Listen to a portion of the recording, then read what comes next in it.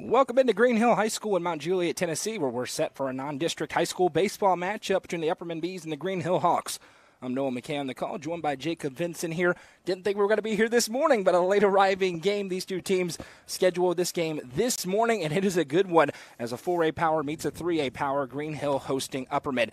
Upperman with a record of 11 victories, 7 losses. Green Hill with a good 14-3 overall record. We're live on the main UCR Facebook page and YouTube channel tonight. A little bit of a late start. The umpires just now got here, so the coach is having their meeting. And Jacob, we've said it all year. Wes Shanks said, you want some, come get some. Green Hill came calling. Upperman said, sure, let's play tonight. And we've got a really good matchup on tap. Absolutely. 14-3 Green Hill, winners of 7 in a row. Obviously playing well in district play. Just the 3 losses, Buckhorn, Stewart's Creek, and Hendersonville. Obviously Upperman familiar with Stewart's Creek earlier this season. But Green Hill, really good ball club. Should be a fun matchup today. And for Upperman, throwing White Curtis out there has been pitching really well in his last few outings on the mounds. He has, and I talked to Coach Wes Shanks about Wyatt Curtis, about the offense as a whole, and why they're playing this game and the Turf Masters keys to the game. We'll have that and then come back with first pitch here in Mount Juliet.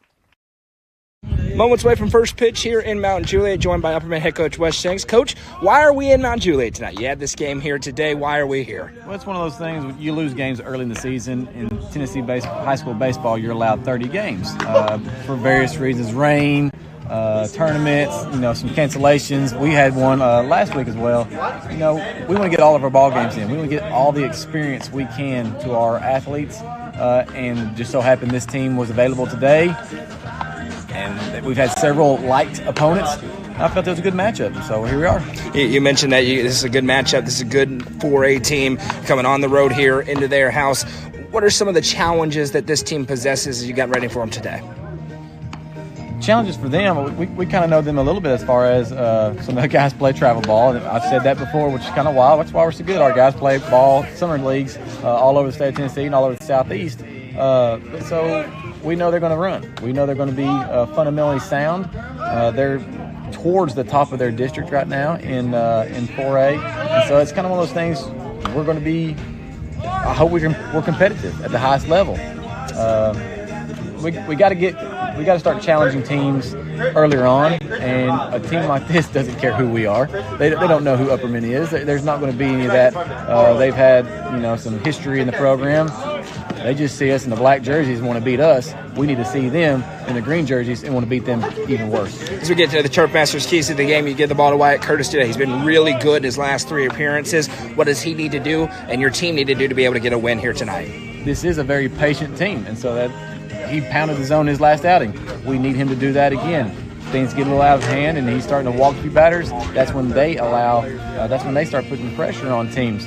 We do have Ricky Allison back behind the dish. That slows a lot of guys down, but it's going to be our pitcher's job to get that ball quickly to Ricky Allison so that he can do something with them. But if we keep base runners off, we'll be okay. And then on the flip side of that, we have to have base runners.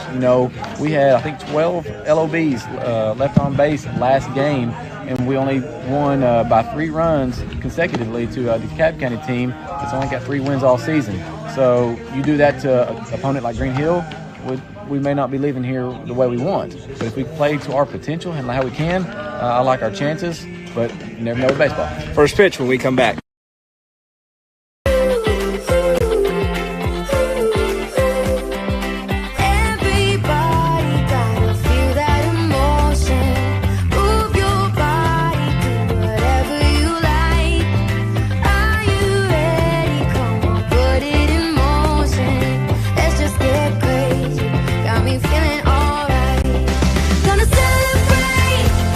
Raise your glass so high, gonna celebrate.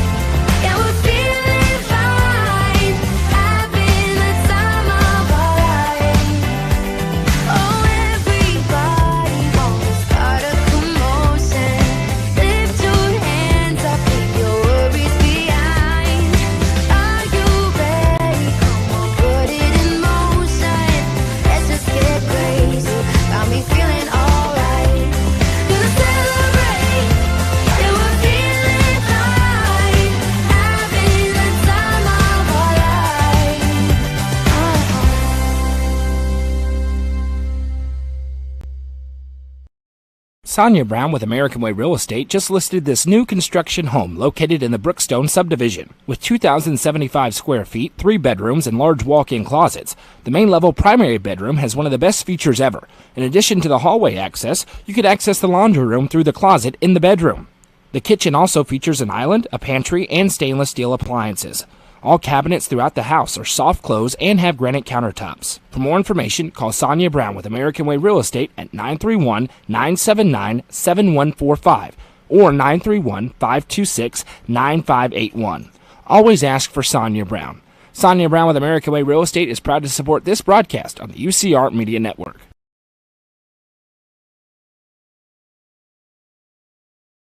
Welcome back. Moments away from first pitch here between the Green Hill Hawks and the Upperman Bees. I'm Noah McKay on the call, joined by Jacob Vincent here in the press box at Green Hill High School, one of the nicest facilities you're going to find in Middle Tennessee. And it is a beautiful night for high school baseball. 62 degrees at first pitch. The sun is setting over to our left, and we will have baseball under the lights momentarily here tonight. The Upperman Bees with a record of 11-7, taking on the Green Hill Hawks with a record of 14-3. On the mound is the right-hander Liam Bowles, and he will face an Upperman lineup that bats 1 through 9 like this in the Swallows Insurance starting lineups. Number 1, leading things off is the shortstop, Caden Shanks. Batting second, the right fielder, Chris Worsing. Batting third, the first baseman, Alec Wilson. Batting fourth is the second baseman, Juju Yano. Batting fifth, the third baseman, Carson Shoup. Batting sixth is the catcher, rookie Allison. Batting seventh, the designated hitter tonight is Braden Green. Batting eighth, the left fielder, Collier Bush. And batting ninth is the center fielder, Evan Huddleston. Not batting is the starting pitcher, the lefty, Wyatt Curtis, being batted for by Braden Green. Still no Justin Fallon tonight, but good news for Justin Fallon. They expect him back in the lineup soon. That'll be a big boost for Upperman. But with this lineup tonight, something interesting from talking to Coach Shanks in the Turf Masters keys to the game. You could hear it in his voice. They're on a 3-game winning streak. They've gotten it back rolling. Of course, all their losses to non-district teams out of the classification, either private schools in Tennessee or 7A schools out of Alabama.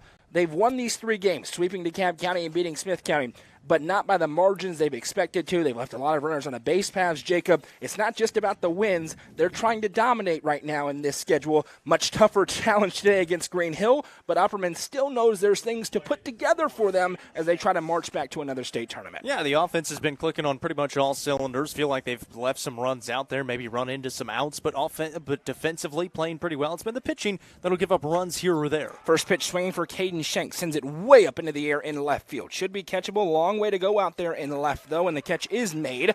1 pitch, 1 out. Nick Owens over there for Green Hill, and that is the first out of the game. Chris Worsing going to stand in here, the impressive freshman, back to leading the team in average. Little bit of a rough outing for him in Alabama, but in the state of Tennessee, he's been very, very good at the plate. He's into this Justin Fallon spot in the lineup right now, batting second again tonight. Yeah, a very welcome sight to this lineup as well. He's been super consistent throughout the season. You mentioned it. Struggled a little bit in that Alabama. Of course, played very good competition down there, but back and ready to go here in Tennessee. First pitch misses up. The pitcher, as I mentioned, the right-hander Liam Bowles, he's been mostly in relief work. I think he's only started 1 game, if what I found was accurate, but he's been very good in his relief outings. Of course, late arriving to this game, a non-district game, so the pitching will be interesting as that one misses low to the 6'1" freshman Chris Worsing. 2-0 the count. Bowles going to kick and deal, the righty. This one flared over into foul territory by Worsing as it goes to a 2-1 count. Alec Wilson behind him here for the Bees as they're looking to they got really their best non-district win of the season against that good Smith County team on Saturday. This would be it would be one of the best, if not the best, wins of the season if they're able to get it here as the 2-1 comes home, and it's building into a big part of this season. This one's across for a called strike 2-2. Series coming up, or tomorrow they've got Gordonsville at home, and then a series coming up with Cumberland County, which they're going to be a heavy, heavy favorite. And then they'll turn their attention towards a big week as the 2-2 comes in. This one's flared over into foul territory. A couple of non-district games on Thursday and Saturday. Saturday at CPA, and then the big one to decide likely the 7 AAA regular season title against Livingston Academy. Livingston and Stone playing tonight. Livingston turned a triple play just moments ago there. Yeah, they get on the road at Watertown next Thursday as well, yeah, so they've got a huge stretch coming up. Maybe the top team in 2A is the 2-2. This one by Worsing flared down. It's going to be a base hit. batting over 400 on the season. That's a really good at-bat for the freshman. And Upperman has a one-out base runner. Table set for the junior first baseman, Alec Wilson. Yeah, really good piece of hitting there by the freshman. Fouled off a few pitches. Finally got one out over the plate on the outside part of the plate and just took it the other way. Didn't do anything special with it, but able to get the barrel to it. Now some early base runner here for the Bees. 22nd hit of the season for Chris Worsing. 19 of them have been singles. It's not about power for the freshman, but he's putting it into the outfield. As now Alec Wilson stands in. He's batting .294 in the campaign, an on-base percentage of .438. First pitch swinging here as he sends it foul, 0-1. Let us know in the comment section who you are, where you're watching from, who you're cheering for. Jana's tuning in, cheering on the Bees, as is Tim from Manchester. Donnie's watching. Marsha's watching, cheering for Always. Jacob Benson from Indiana. Liked and shared, appreciate that. Lead for Worsing over at first. Bowles there's looking for that slider to come in. Doesn't quite find the zone as it goes to 1-1. He's ripped off a couple of those. Saw him in the warm-up pitches as well. When it is ripped off well, it looks really good. That time it just didn't quite spin enough.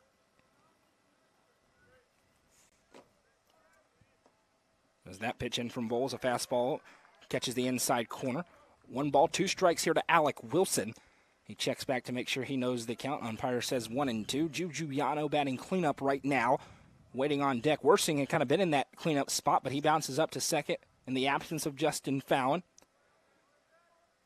Bowles delivers in. There's a good pitch, a slider that catches the zone for called strike 3. First punch out of the game for Liam Bowles. And a big second out as he's hoping to keep that runner at bay over at first. Juju Yano strides in, batting .320 on the campaign. And he's looking to do some damage with Worsing over there at first after the one-out single. And Bowles working the inside part of the plate there to Wilson. Got him with the fastball to get strike 2, and then comes back with that breaking ball and able to get him to freeze just a little bit to not put that bat around. Low 80s with the fastball. He's got that slider in there as well. It's a good pitch. That one bounces in for ball 1. Catching the balls in strikes is Braden Barton behind the dish here for the Hawks. I mentioned the 14-3 record. No bad losses on the slate. Similar to Upperman in that respect. All close losses as well. Yes, indeed. They've played a good 4A schedule here. Appear to be one of the top dogs in their district. Healthy lead over there at first. The 1-0. Fastball. This one sent way up into the air by Yano. Long way to go out in right field, but a great jump, but it's going to get too far out of play. And he puts it on top of the field house over there. The wind is dying down just a little bit. It was blowing pretty good. It's still moving that flagpole out in left center field towards us. It's blowing into the park, so we're talking not a lot of home runs are typically hit in this park. Maybe over that right field fence if you get a hold of one for a batter like a Caden Shanks who likes to hit him over there. Caden Shanks might be your only chance today. Caden Shanks likes to hit home runs in every park that he's in. Yes, he does. A 1-1. And his never seemed like they're going to go out either. He was trying to get one on the first pitch. He flied out. Liam Bowles tried to work a relatively clean first inning. The 1-1 coming here to Juju Yano. He's going to throw over. Worsing, not a big stealing threat over there, but he's keeping him honest. He's only attempted 1 steal. 1 for 1 on the year for Chris Worsing. Gorgeous facility, of course, here in Green Hill. Unbelievable. First-class administration. Mr. Wood, the AD's one of the best in the business. We were talking on the way down as the 1-1's about to come from Bowles. He throws over again. Worsing back in time. Was a good move. When it comes to success in the athletic programs, of course, this is a fairly new school here in Wilson County, similar to Upperman, though, in that they're good in everything. There's really nothing that, especially of the main sports, your football, basketball, girls and boys, baseball and softball, they're good in everything. As this one flared over for Yano, and going to find the glove as that one accelerated through. It looked like it may have gotten down off the bat, but Waller was right there, flashes the glove to record the third out. Upperman held scoreless, can't cash in on the base hit from Chris Worsing. We'll head to the bottom half, and Wyatt Curtis looking to continue his dominant streak as we are watching Upperman Baseball, presented by the South Willow Auto Clinic and Nick's Restaurant on the Frontier Chevy UCR Media Network. Fire and Vine in Cookeville is the Upper Cumberland's home for delicious Chicago-style pizza, beef, chicken, fish, and more. Located in Cookeville's historic downtown district, Fire and Vine's food and atmosphere will keep you coming back for more. Take in stunning views with creative food and drinks on the rooftop. Fire and Vine is proud to support this broadcast on the UCR Media Network. Clint Connor is your local auctions expert. With full service from start to finish, the Exit Crossroads Auction Group are here to make the process easy for you. Visit crossroadsauctiongroup.com for more details and current auctions. Clint Connor, your local auctions expert, is proud to sponsor this broadcast on the UCR Media Network.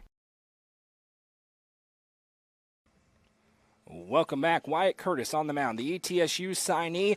The senior, he's been very, very good in his last 3 appearances. You look at the overall stats, Jacob, and they're not that impressive. 5.06 earned run average. He's 1-1. He's appeared in 7 games. This is his 4th start. He has a complete game, has a save. In 18 innings, he's allowed 19 hits, 16 runs, 13 earned, 29 strikeouts to 10 walks.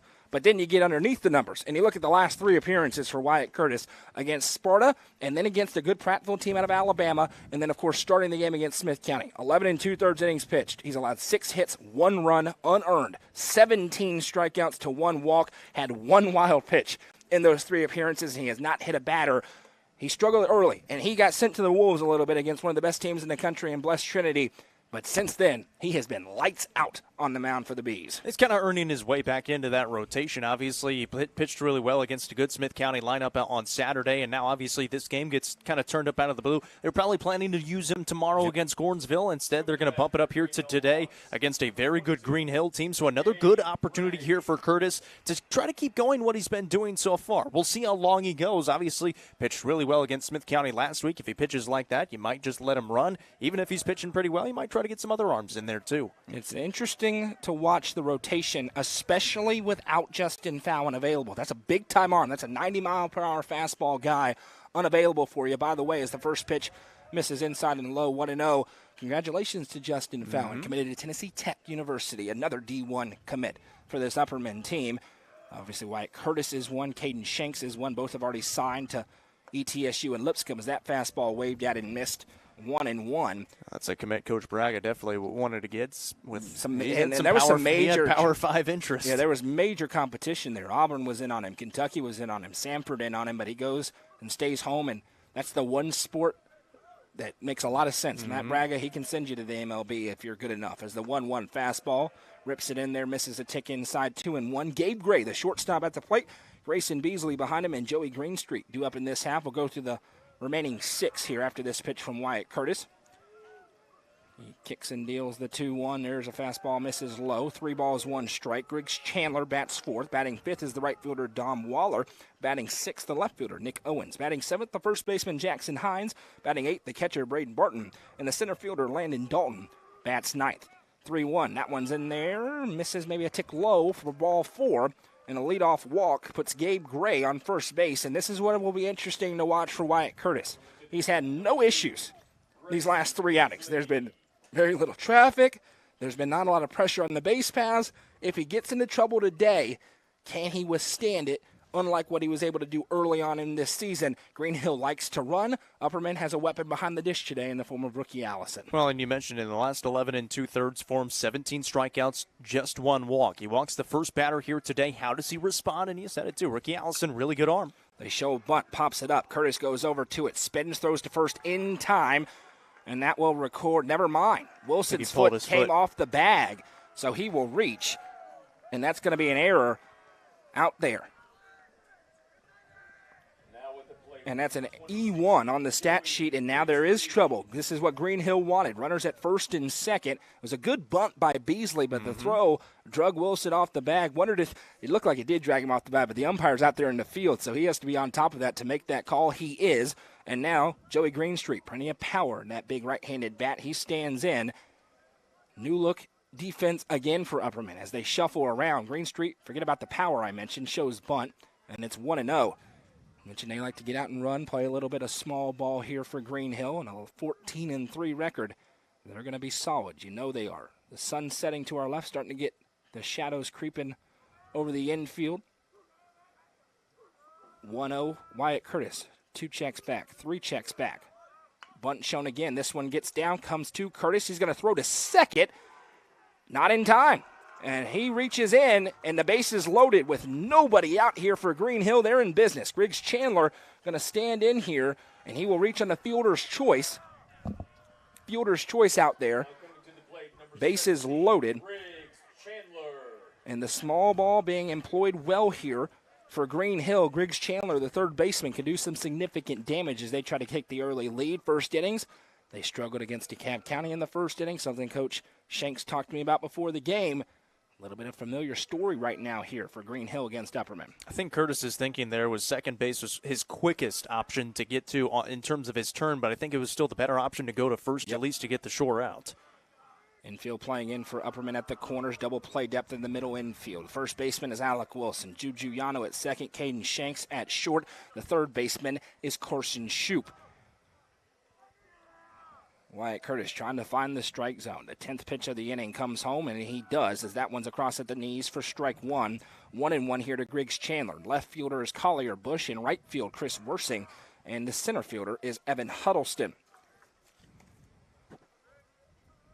Chris Worsing, he's played third base, he's played second base, he's played right field, he's pitched as the 1-1. This one swung on. Not sure if it was foul tipped or not, regardless. It was. Foul tipped right off the mask of rookie Allison, and the home plate umpire is going to give him a second, go out and walk the ball to Wyatt Curtis. And a little baseball 101 there. That's just the umpire going and having a word. It's allowing rookie Allison to kind of compose himself after taking that one to the mask. Yeah, you mentioned Worsing, the definition of a utility player out there for the Bees. Something that they've needed so far this season with a few injuries throughout the season. And then with the bat that he's got, you need him in the lineup, so he's got to be out there somewhere in the field. You could see him on the mound today. If not today, then you could bet your bottom dollar you can see him tomorrow. Probably Alec Wilson to get the start tomorrow for Upperman against Gordonsville, but we've been surprised before. The 1-2 pitch coming home. Goes him swinging at that one. That's a big Birdie's Lounge strikeout for Wyatt Curtis to get him back in the inning. Dom Waller going to stride in with the bases loaded, and now one out. Got him chasing that high slider.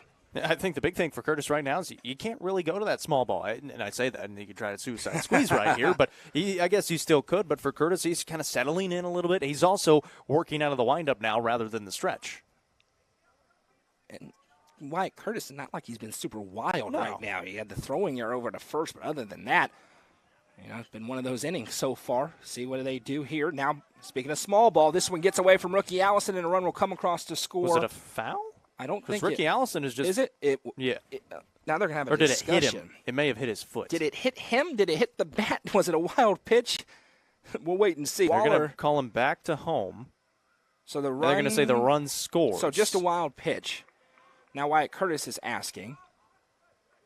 So it's going to be 1-0 Green Hill. Runners advance over. Everybody goes 90 feet. And it should be a 1-0 count. And it should be a 1-0 count indeed, as that one came in low and got away from rookie Allison. So a run scores on the wild pitch. Familiar script here for Upperman. They're down in the first inning. And now, let's see what Dom Waller does. He just showed bunt once. Now you probably think you're more inclined to do it. Infield still playing in for Upperman. A little bloop could cause some significant damage. Waller awaits. He's going to swing away and comes up empty-handed. A 1-1 count. It's a challenge fastball on the outside part of the plate, and especially his two-seam that tails away from those righties. That's a really good pitch. You almost want to see this if you're Wes Shanks. What does your pitcher do in this moment as the 1-1? Called a strike at the knees, 1-2. There's been times where this is when it's gone off the rails for Wyatt Curtis out there.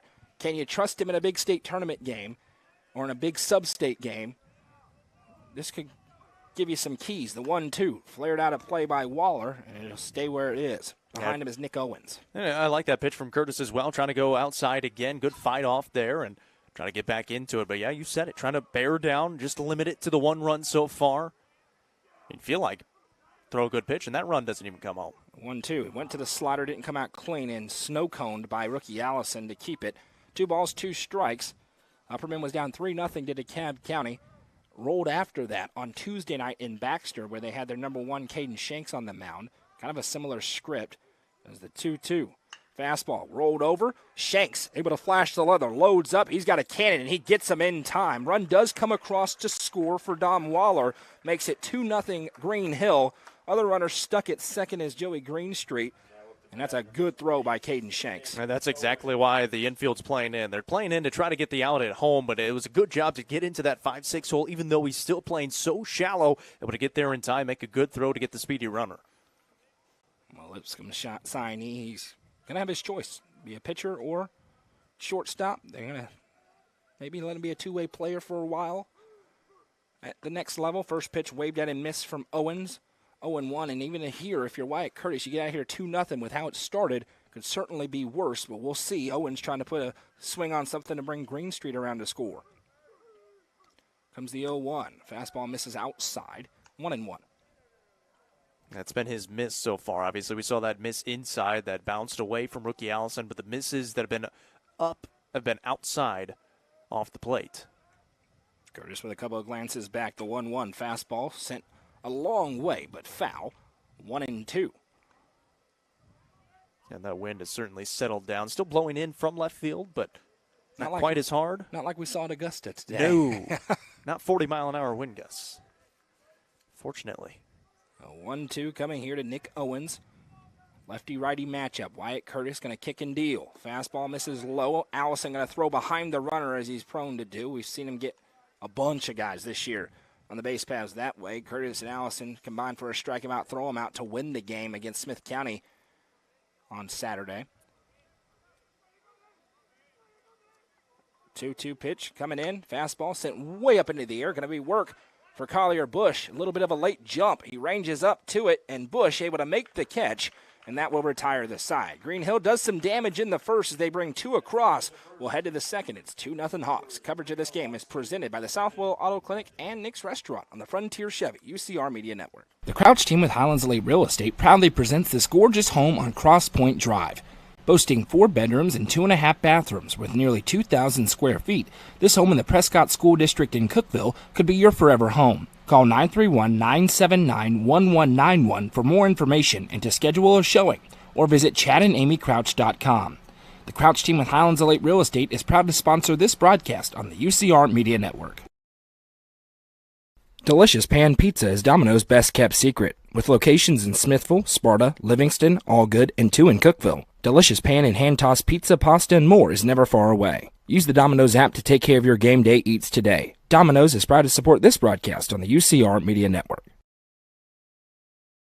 Welcome back. Score update in that pivotal District 7 AAA series. Stone Memorial leads Livingston 3-1 in the top of the 4th inning, but Livingston has the bases loaded with 1 out in the top of the 4th inning. Game being played in Livingston tonight because Stone's Field wasn't ready. So the second time this week that those teams have played in Livingston, it was a dramatic come-from-behind victory for Livingston on Monday night, a game in which they were down 9-1 and came back to win it. If Livingston's able to win that game, sets up a collision in a couple of weeks between Upperman and Livingston, both undefeated in 7 AAA. A Stone win in that game gives a little bit of breathing room for the Bees, who find themselves at 6-0. Carson Shoup, rookie Allison, Braden Green, 2 up in this half inning. First pitch in from Bowles, who was just pounding the strike zone in that first inning. He's back there with another fastball right down Main Street. 15 pitches, 11 of them strikes. 0-1, he goes ahead of Carson Shoup. The next pitch. Again, right there, strike 2. Yeah, and when you're in and around the zone, even if that one is maybe a little bit off the plate, you're still going to get a lot of those calls just because you've been setting yourself up being around the zone. 0-2, and he got him chasing at that one, strike 3. The second strikeout for Liam Bowles out there on the mound for Green Hill. Rookie Allison going to stride in. That was not a competitive AB as Bowles went right there. 2 straight pitches on the outside corner and then ripped off the breaking ball in the dirt. As the Cowboy Jeff Brantley likes to say on Reds broadcast, good morning, good afternoon, and good night. And I say in the dirt, it's an interesting design, similar to what you guys saw at Lebanon last week with the Cookeville game, as Allison flares this one into right field. Long way to go, but a great jump there in right, and he gets there to make the catch. That is a really tough play made to look easy by Dom Waller, and a quick 2 outs here for Green Hill. After scoring 2 in the bottom half, they would love to put up a quick shutdown inning, as Braden Green will try to stop that. He's the designated hitter tonight. Well, we saw Shoup maybe trying to be patient with the at-bat, but in the zone was Bowles. And then you saw rookie Allison, who is usually pretty aggressive on those first pitches, first 2 pitches. Braden Green, he's been working some counts here lately. Home plate area, batter's box, and the backstop is turf. Everything else is grass and natural dirt here as the first pitch is across at Braden Green's knees. Got the smallest strike zone on the team. Bowles found it, 0-1. He goes chasing the high cheese, and Bowles now, he's ready to go back to the dugout in a hurry. 0-2. He's cruising. New look lineup again for Upperman without Justin Fallon in there. Here comes the 0-2. This one swung on, just tipped by Green, and we'll do it again.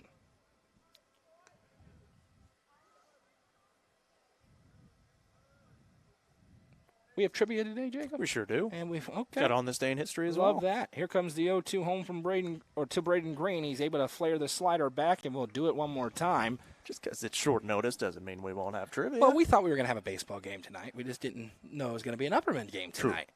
Back with Upperman tomorrow, 1 o'clock first pitch. They welcome in the Gordonsville Tigers into Baxter. Here comes the 0-2. Fastball swung on, foul tipped into the mitt, and that is a quick 1-2-3 inning for Liam Bowles and the Green Hill Hawks. They'll look to add on. Wyatt Curtis looking to settle in. When we come back, it's 2-0 Green Hill. You're watching Upperman Baseball, presented by Nick's Restaurant and the South Willow Auto Clinic on the Frontier Chevy UCR Media Network. Nelson Trophy and Screen Printing is proud to support student athletes and athletic departments throughout the Upper Cumberland. They're also proud to sponsor the Nelson Trophy and Screen Printing Player of the Game on this broadcast. From trophies to t-shirts, they can do it all. Stop by and see them at 120 Circle Drive in Allgood or give them a call at 931-537-9559. Nelson Trophy and Screen Printing is proud to sponsor this broadcast on the UCR Media Network. Frontier Chevrolet is ready to get you into your next vehicle and are proud to offer a lifetime powertrain warranty on nearly all vehicles below 80,000 miles. View inventory online at www.caseyschevy.com, including the brand new Chevy Trax and Traverse, or stop in at 2350 Cookeville Highway today. Remember, don't buy till you see Jason Fye.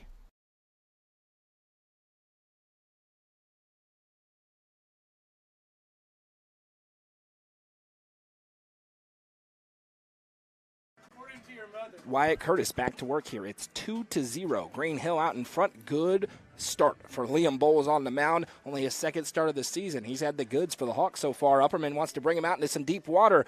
Innings like that are not going to do it. Yeah, and for Curtis on the mound, obviously you're not pitching terribly bad. You haven't given up a hit so far in this game, but you've given up 2 runs, and it's just been the bunts, the small ball that's really manufactured some runs. One bad pitch from Curtis brought home one of the other runs, and then a ground ball. So you're not giving up super solid contact yet, and he was able to settle in a little bit there, even after the first run. Wyatt Curtis looking for a shutdown inning against 7, 8, 9 in the order. Jackson Hines has no intention of letting that happen as he watches ball 1 go across at his feet.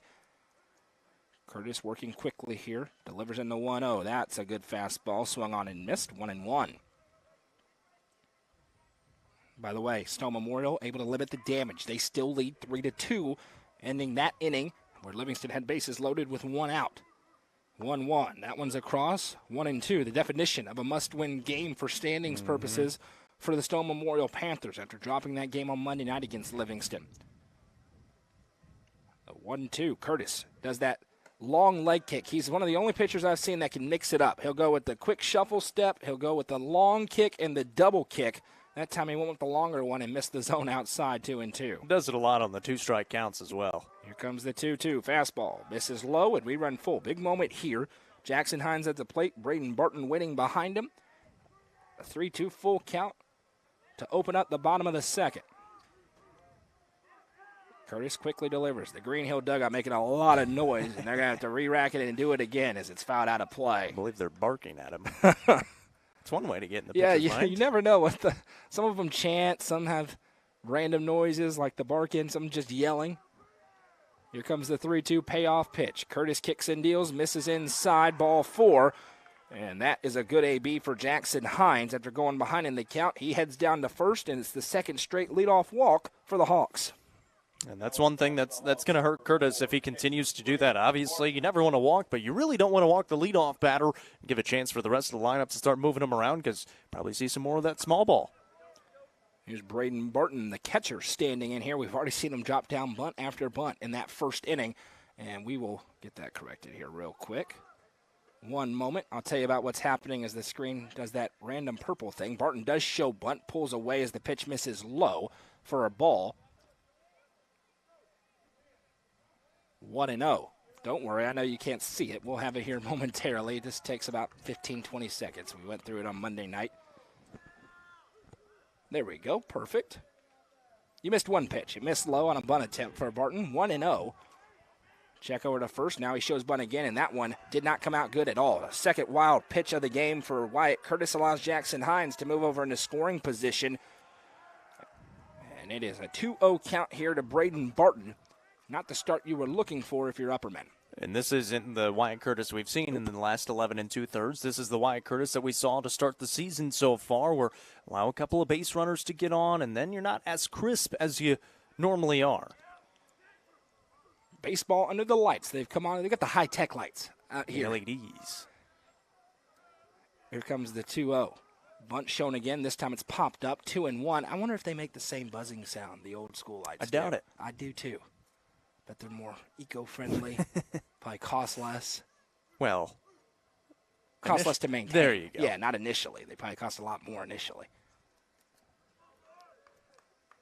Couple of birthday boys out here for the Bees. Rookie Allison, Evan Huddleston.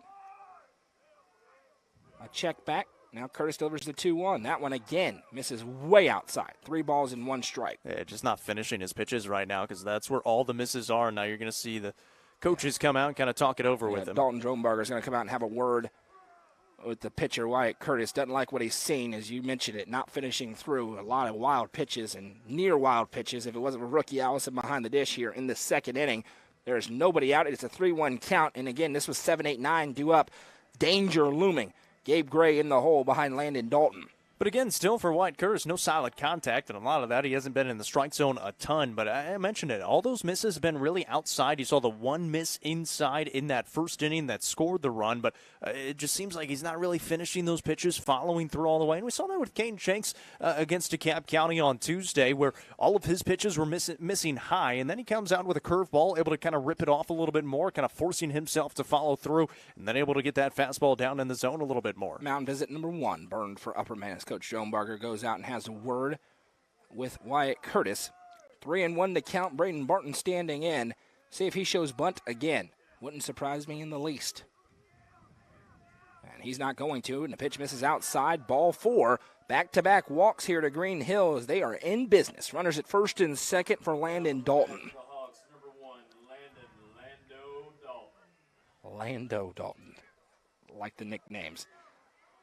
And there's going to be a courtesy runner out there for the catcher over at first. And infield coming back in at the corners here. Wilson and Shoop, middle infielders. They've turned 1,500 double plays in their careers. Juju Yano and Caden Shanks. It's close. Ballpark number. Get it, ballpark?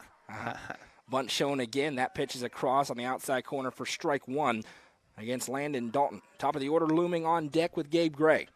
That's a big pitch for Curtis there to kind of get ahead in some of these at-bats. Hasn't been able to get ahead in a lot of these so far. Got to be careful when it comes to how many pitchers you use tonight if you're Wes Shanks. The 0-1, that one. Misses a tick outside. It looked like Allen or Dalton may have offered at it. Umpire says no. He's able to hold back, so it's 1-1. Pitch count right now, 35 for Wyatt Curtis, but no Caden Shanks available in this game after he pitched on Tuesday. And I don't know if he'd actually be available by the rules. I can't remember the pitch count, but he's not going to pitch tonight. As the 1-1 comes in, bunt again. This time it misses outside, 2-1. He was over the 74 or so.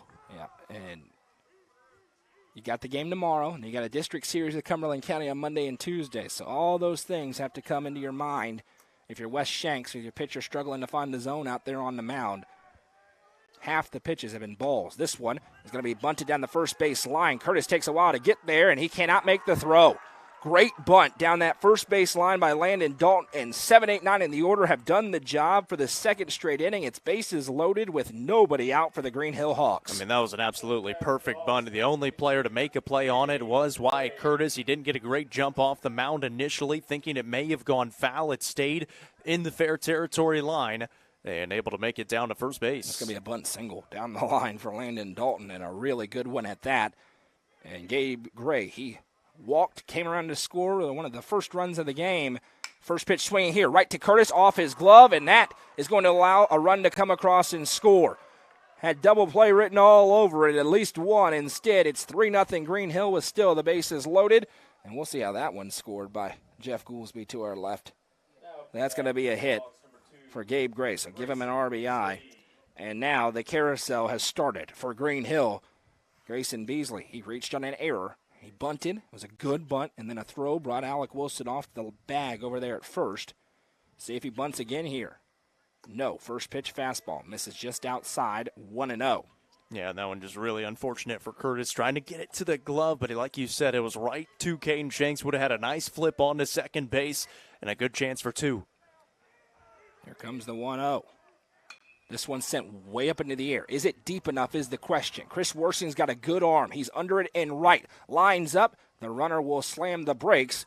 And that's a big first out for Upperman defensively as they try to stay in this ball game in the bottom of the second inning. Still bases loaded now with 1 out for the 3-hole hitter, Joey Greenstreet. He bunted down and reached on a fielder's choice back in the first. That was a great job by Wersing out there on right. You mentioned it, not as deep of a ball, but still he played it well. He kind of backed up, waited for it to find it in the air, and then came up to it as he was making the catch to get a good throw in. Alec Wilson able to cut it and holds the run at third for now. Stone Memorial has taken a 5-2 lead at the end of the fourth inning there in Livingston tonight. Bases loaded here for Greenstreet. He swings and misses at the first pitch fastball, maybe the best pitch of the night for Wyatt Curtis on the mound. Yeah, when he's got that two-seam working, he's able to start it on that outside corner, run it away a little bit. Works really well when he's able to be consistently in the zone. A lot of signs over there from third base. Greenstreet stands in. Here comes the 0-1. Shows bunt, slider. Doesn't quite dive back into the zone. 1-1. Bunt would have been fun. Yeah, that may have been a pop-up bunt. Created some contact or some chaos. And they've created that chaos. Mentioned they like to run. You've seen it already. Here comes the 1-1. Bunt again shown. Now pulls away a little self-preservation. 2 balls, 1 strike from Curtis. He's up to 43 pitches. Just 22 of them have been strikes. It'll be interesting here, too, because you have Alec Wilson kind of creeping in from that first base spot. Shoop looks like he's going to stay over there at third because Shanks has to cover second. And then you would see Yano probably run over to first. 2-1 fastball, foul tipped, and now 2-2. And if I'm Green Hill, you couldn't pay me to not bunt with how it's worked out so far. But now they've been butting it well. Curtis has an opportunity at 2-2 to get back in it with 1 out here in the bottom of the second inning. All Green Hill early at 3-0, but they're threatening for a lot more than that. Here comes the 2-2. Swung on. Big pitch. Foul tipped into the mitt for a Birdie's Lounge strikeout. The second of the game for Wyatt Curtis. And he is back in it now. Griggs Chandler, the cleanup batter, struck out swinging back in the first. Stands in here with the bases loaded. They've had the bases loaded with no outs in the first and the second. If you get out of here with only 3 against, you'll take it if you're Upperman. Yeah, you're just going to need your offense to step up, and Bowles has been pitching really well so far through the 2 innings. And on the other end, Green Hill, 1 swing of the bat. Could be close to overtime here. And not overtime as in a tie game. Over. Came over. First pitch misses inside 1-0. Upperman's time is over. Yeah, that's ball game over. The 1-0. Curtis delivers in. This one is sent a country mile, but foul. There's a little bit of jump off of that bat for Griggs Chandler.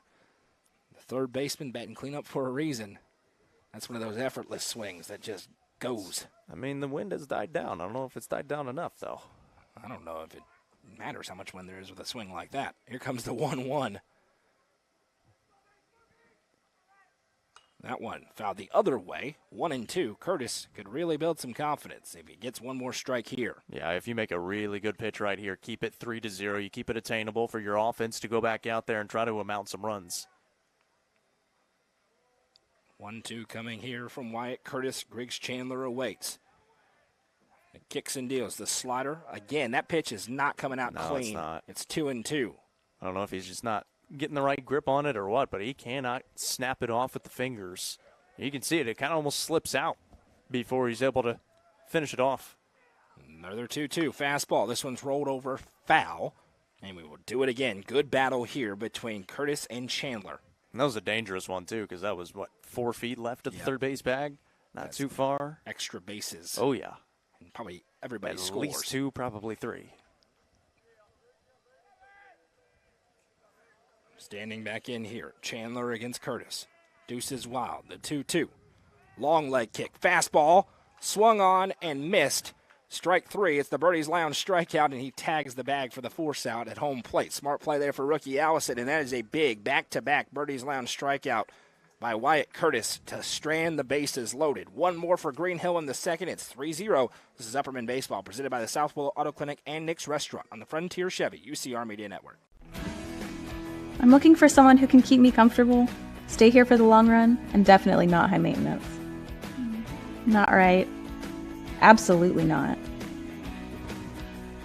This one looks perfect.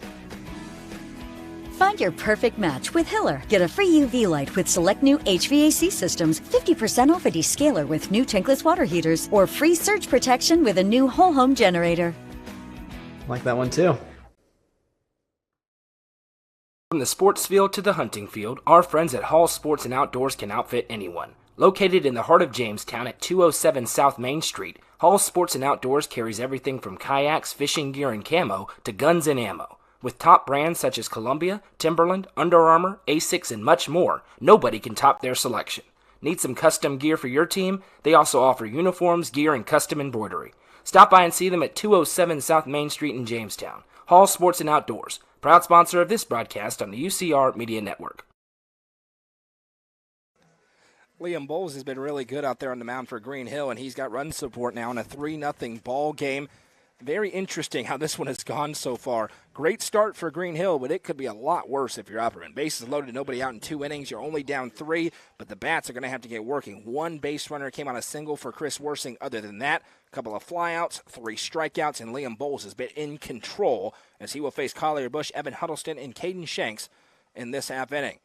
First pitch in the Bush is a fastball at the knees for strike 1, and unlike what we've seen for Upperman, we've seen a bunch of strikes thrown for Bowles. He's thrown 24 pitches, 20 of them have been in the zone. Yeah, he's just peppering the strike zone right now, forcing the issue of the batters at the plate. That one misses low, 1-1, and most of them have been right there, not questionable at all, just firing them down there, and Upperman has not been able to time it up at all. Collier Bush coming off a Nelson Trophy and Screen Printing Player of the Game performance against DeKalb County. This is his 3rd start as that one is foul tipped back, 1-2, and a couple of base hits against DeKalb on Tuesday. First 2 hits of his career at the high school level. Here comes the 1-2 as Bowles is looking for a punch-out number 4. Big kick and deal. This one, another base hit for Collier Bush. Rips it back up the middle, and he is really giving something out of this 8-hole for Upperman. Evan Huddleston will stride in as they try to set the table for the biggest bat in the Upper Cumberland looming on deck, Caden Shanks. That's exactly how he did it against DeKalb County. He'd get to those 2 strike counts and just kind of zoned in a little bit, had a little bit of that pressure, able to shorten the approach and rips it right back up the middle. Well, I'll tell you, Justin Fallon's going to take that center field spot and his spot back in the lineup. Collier Bush is going to make it tough for him to drop out of this lineup if he keeps swinging the bat like this. Going to have to kick somebody else out, Once though. Fallon gets in there. Yeah, they've messed with that designated hitter spot. This one is sent way up into the air by Evan Huddleston. Shouldn't be a problem there in left, and it is. It drops in. Lost it against the lights, and that's going to be a single for Evan Huddleston. The second baseman ended up going pretty much where the left fielder was aligned, and that one dropped in, and back-to-back base hits for 8 and 9 in the Upperman order, and the table is set as it is that man. Caden Shanks strides in, a bona fide Mr. Baseball candidate. Going to stand in here.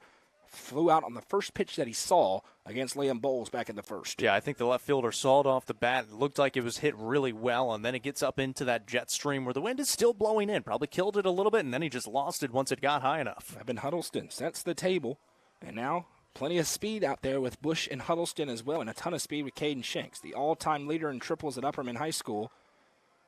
First baseman playing in, and Shanks shows bunt. This one pops up into the air, took an awkward hop, and it allows the runners to advance over. It almost bounced so badly that it could have been a throw over. Instead, 2 in scoring position for Upperman, and now all of a sudden they've got a pulse.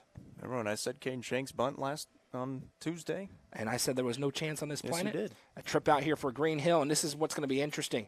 Liam Bowles has not started very many games this year, only one. He went 5 innings in that start a few weeks ago, but he's been in relief work, pitching 1, 2, 3 innings at a time. Here in inning number 3, now all of a sudden, 30 pitches, 24 of them have been strikes. The ratio is actually going down somehow, even though those great numbers for him one time through the order. Well, and now it's that second time through the order, and for the Bees, that second time through, they time it up a little bit better. For Shanks, he's not going to have to bunt now because it moved up the runners anyways after that. And that was probably the worst pitch that he's thrown so far, a little bit down, kind of the first one in the dirt. And we'll see how he's able to battle with the runners on second and third now. But, yeah, it's a big do here at the plate. Yeah, this is a big moment in this ball game as Upperman has been on their back heels throughout the first 2 innings. Green Hill in control. Now the Bees trying to push back. We've talked about the experience of this Upperman team. They're their most experienced player both at the varsity and travel ball level. Caden Shanks awaits a 1-0 pitch here from Liam Bowles, who's trying to get back in this frame. Bowles kicks and deals. That pitch, a little bit above the waist. It was close, 2-0. That's one of those, if it's a strike, it's a great pitch, and if it's a ball, it's a great take. It's 2-0 here to Caden Shanks. Borderline, as absolutely you might call it. Bowles kicks and deals. That one, not as close, upstairs, and there are worse things in the world than putting that young man over at first base with a 3-0 count. Chris Worsing already has a single today, but Doesn't have that home run pop yet as a freshman that Caden Shanks does in that box, and he probably has a green light, 3-0. We'll see if he swings. Bowles trying to find the zone again. He shows bunt. He's pulling it back. Here comes the 3-0. It catches the outside corner for a strike, 3-1. If he would have left that bunt down, I would have paid you $50 right here on the spot. The 3-1 coming as Bowles tries to battle back in it here and get a huge first out of the frame. Long look in. Kicks and deals. Big swing as this one's fouled back, and here we go, 3-2. Remember when you said my truck is safe where I parked earlier? Mm-hmm. And we argued about it? I commit to that. Okay, we're going to find out. Because that it might be in your trunk, but I don't think there's me any dent or anything. That was a little too close for comfort. Bowles is back in the count now. 3 balls, 2 strikes. Biggest pitch of his outing so far here, with runners at second and third and nobody out in the top of the third inning. Long look. Here comes the 3-2 payoff pitch. Misses downstairs, ball 4, and the bases are loaded for Chris Worsing. Shanks at first, Bush at third, Huddleston at second, and probably with fouling out the 3 fastest base runners Upperman has on all 3 bags here for the Bees. Well, and you get Worsing coming to the plate, which is probably one of the hottest hitters in the lineup right now. And again, you said it, not necessarily for power, but he gets those pokes that you need. They need one of those pokes right now into the outfield to score 1, maybe 2. Infield in at the corners, middle infield at double play depth. As Bowles tries to settle back in here after the walk. First pitch, good one. Catches the outside part of the zone for an 0-1 count. Upperman trailed 3-0 entering this frame. This is the first time they've had any significant traffic on the base paths, and it certainly is significant. Bowles with a glance back. Now Worsing rolls this one over. Could be 2, but it bounces awkwardly off the third baseman's glove. Everybody's safe, and the Bees have struck. It's now 3-1, and that's going to go down as an E5 out there in the field. Chris Worsing heads down to first. Everybody else moves up 90 feet, and here comes a historically very clutch hitter, Alec Wilson, standing into the batter's box. No, Worsing not necessarily his best contact of the year, but still a really good piece of hitting, able to get it off the end of the bat. Enough spin on it to make it difficult for the left side of the infield. Alec Wilson stands in with the bases loaded and nobody out, looking for RBI number 11, 12, and 13. That one bounces in a very good block behind the dish by Braden Barton. You knew Upperman was going to have an answer of some sort. The question is, can they tie or take the lead in this frame, or can Green Hill limit the damage? This is also where you really feel the absence of Justin Fallon in this lineup as the 1-0 comes. That's across at the knee. Certainly not here. You're comfortable with Alec Wilson and Juju Yano, but then behind him, that one extra big bat that's not available this evening. 1-1 here. That was a good fastball from Bowles. Kicks and deals. That one misses outside. It was a good frame job, but did dip too low and out. 2-1 here to Wilson. And all of a sudden, now 40 pitches and 29 strikes. So it's getting more and more balls thrown in this half inning than we saw in the first 2. Becoming one of the longest outings of the year for Liam Bowles. 2-1. Good slider across for a strike. Evens the count up at 2. It seems like that slider is his kind of save me pitch right now. He hasn't been able to place that fastball as well. The breaking ball seems like it's been in a good spot now. A little conversation on the mound with a 2-2 count. Runners everywhere. Barton going out and having a word. The bases are loaded. It was a single for Collier Bush, a single for Evan Huddleston, a walk for Caden Shanks.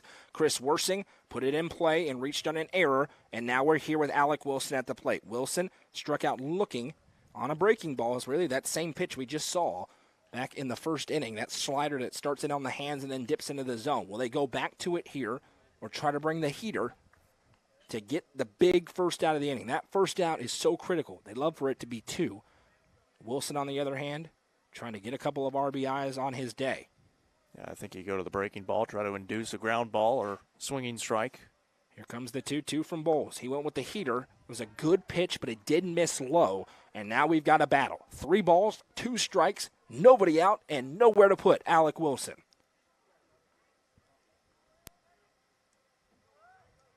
Long look in again here from Liam Bowles.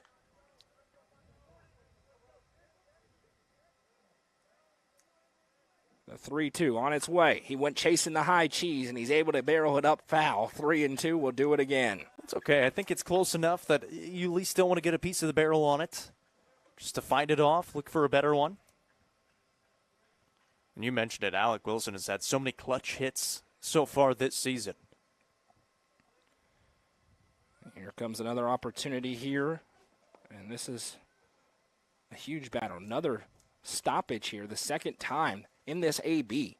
Struggling with the signs. He asked him to go through the signs again, so he's going to run out there and just kind of talk through it. Especially, this is a big pitch. You mentioned it. You're trying to get that first out of the inning. 2 birthdays on the team today.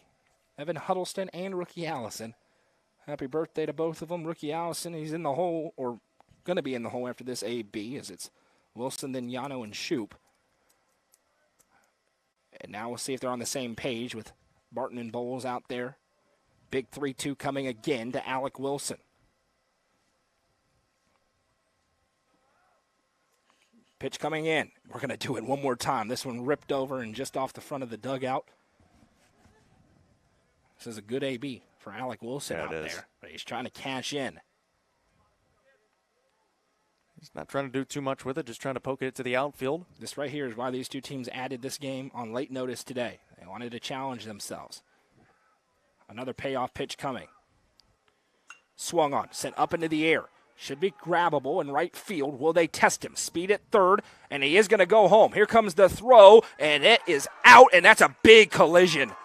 Huge collision over there between Evan Huddleston and the catcher Barton, who sealed off the bag, and they are both feeling it. That was a big-time collision.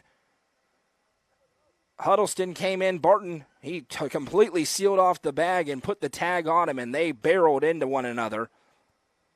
And it's going to be a double play on the fly out, then the throw out. A good throw in from right on the money from Dom Waller. And right now Huddleston is okay. Barton is on his knees. We hope that he just had the wind knocked out of him. That's the best case scenario there. Those are stiff shots. Yeah, I'm kind of wondering if that's what happened to both of them. There's nothing malicious or dirty with that play. It's exactly what you're taught to do. You catch, and you go make the tag. And for Huddleston, he just kind of slid right into the tag. So, tough for him, and so they'll both be good to go. They're going to get a drink of water here. I'm a little surprised that Coach Shanks sent Evan Huddleston there. It was a shallow one, yeah. That was really shallow, and we've seen this time and time again this year. Upperman has run themselves into outs and taken away what could be big innings, especially in these games that they've lost. Could be big innings, and instead they turn into one-run innings, and they lose the games. We saw it again there. It's a really good throw. It was not a very deep fly ball. No. And you're asking a lot out of your but that junior throw, to get down there. It was a great throw. It was all the money. It was a great throw, no question. Now Juju Yano stands in with runners at the corners and 2 outs, and the complexion of the inning changes immediately. Instead of bases loaded with 1 out, it's 2 on with 2 outs. And Yano, who lined out, he got a good piece of it. Thought it was going to get down off the bat, but it was right at Waller, who was able to make the catch. And for Bowles, that should be a confidence builder. Barton's a tough young man. He's back in there, and he blocks up that one. And now there is even more speed at third in the form of Caden Shanks. I was just going to say, how big is that for Bowles, who was on the mound now dealing with bases loaded and nobody out against a couple of really good hitters. And for Alec Wilson, you did your job. You put it up high into the outfield and at least made a chance for your team to score, but unable to bring it home. Runners at the corners. 2 outs now here in the top of the 3rd inning. Upperman had a big inning brewing. Shanks gives a little fake steal, and it forces Bowles to step off. He fakes towards third, then fakes towards first. Worst thing, not going anywhere over there at first. Yeah, he smartly got right back. And for Shanks, he didn't really have to get back. He's not being held on. Yano bouncing the bat, looking for a big hit. He pitched really well on Monday. He's kind of emerged as the number 2 in the rotation, as that one's across for a strike 1-1. He goes 5, 6, 7 innings every single time he's out there on the mound. He's consistent. Really kind of like Liam Bowles out there with the similar stuff with the breaking ball and the fastball in that low to mid-80s and hitting the strike zone. Runners at the corners here. 1-1 count. Big pitch here from Bowles. And he's going to step off again. I don't know if he's struggling seeing the signs or... Yeah, something's not clicking with that connection between the pitcher and the catcher. Yano takes a couple of extra seconds to stand out. Now he'll step in. 1-1 coming. Bowles going to throw over. Now fakes and throws to first, and it was a low throw, a good dig over there at first base to keep a run off the board. Jackson Hines got it on the one hop. It's a really dangerous throw, especially after you just got your second out. Already got one strike on the batter. Remember this half inning at the end of this game. Here comes the 1-1. There's a good slider, but it doesn't quite fall off the zone. I think it ended in the zone, but it dipped across the plate a bit too high. It's 2-1. Yeah, the strike zone's been good today. I mean, it's been a tight strike zone, but I think a fair strike zone. Well, you want that in a game of this yeah, caliber. Consistent. The other batter's box is a ball tonight, which we certainly appreciate. The 2-1. That one comes up, misses upstairs. It's a big bounce off. Here comes Caden Shanks, the throw, and he's not in time. Caden Shanks, too much speed, slides in to get a big second run for Upperman. Worsing heads up, moves over to second. And it's a 3-1 count here to Juju Yano. The base empties over there at first. And Shanks, uber aggressive as always, dives in. It was a pretty tight play, but he was able to get the hand in time. Yeah, he wasn't necessarily there before the throw, but you said it. The throw was high, and Shanks a really good slide, kind of going head first, almost laying down flat so he can't be tagged, and able to hit the plate first. Just took a big bounce off that mesh netting. Yeah, it did. It's tightly wound back there. It got put to the test. And there's padding on the backstop as well. Here comes the 3-1. That one is a cross on the outside corner. Juju gives a little head nod. I don't think he liked that one, but it gets the call, and we run full here, 3-2 with 2 outs. It's been a strike all night. It has been. Waiting on deck is Carson Shoup. Juju Yano trying to put this one in play and bring Chris Worsing around. Here comes another 3-2. We've had several of these in this half inning. Bowles with a long look back towards Worsing. Now comes home, and that is a big punch out there. As a bases loaded with nobody out, Jam turns into 2 runs for the Bees, but Green Hill maintains their lead. It's 3-2 as we head to the bottom half. This is Upperman Baseball, presented by the South Willow Auto Clinic and Nick's Restaurant on the Frontier Chevy, UCR Media Network. Loading the kids in the car, brokering peace in the back seat, mastering the snack handoff without even looking. Why are simple things sometimes so complicated? Thankfully, with auto owners, insurance doesn't have to be one of them. We work with independent agents who keep insurance simple, so you can worry about more important things, like figuring out what's growing in that cup holder. That's simple human sense. Visit swallowsinsurance.com or call us today, 931-526-4025. Protecting your future. It's what we do. Sonia Brown with American Way Real Estate just listed this new construction home located in the Brookstone subdivision. With 2,075 square feet, 3 bedrooms, and large walk-in closets, the main level primary bedroom has one of the best features ever. In addition to the hallway access, you could access the laundry room through the closet in the bedroom. The kitchen also features an island, a pantry, and stainless steel appliances. All cabinets throughout the house are soft close and have granite countertops. For more information, call Sonia Brown with American Way Real Estate at 931-979-7145 or 931-526-9581. Always ask for Sonia Brown. Sonia Brown with American Way Real Estate is proud to support this broadcast on the UCR Media Network.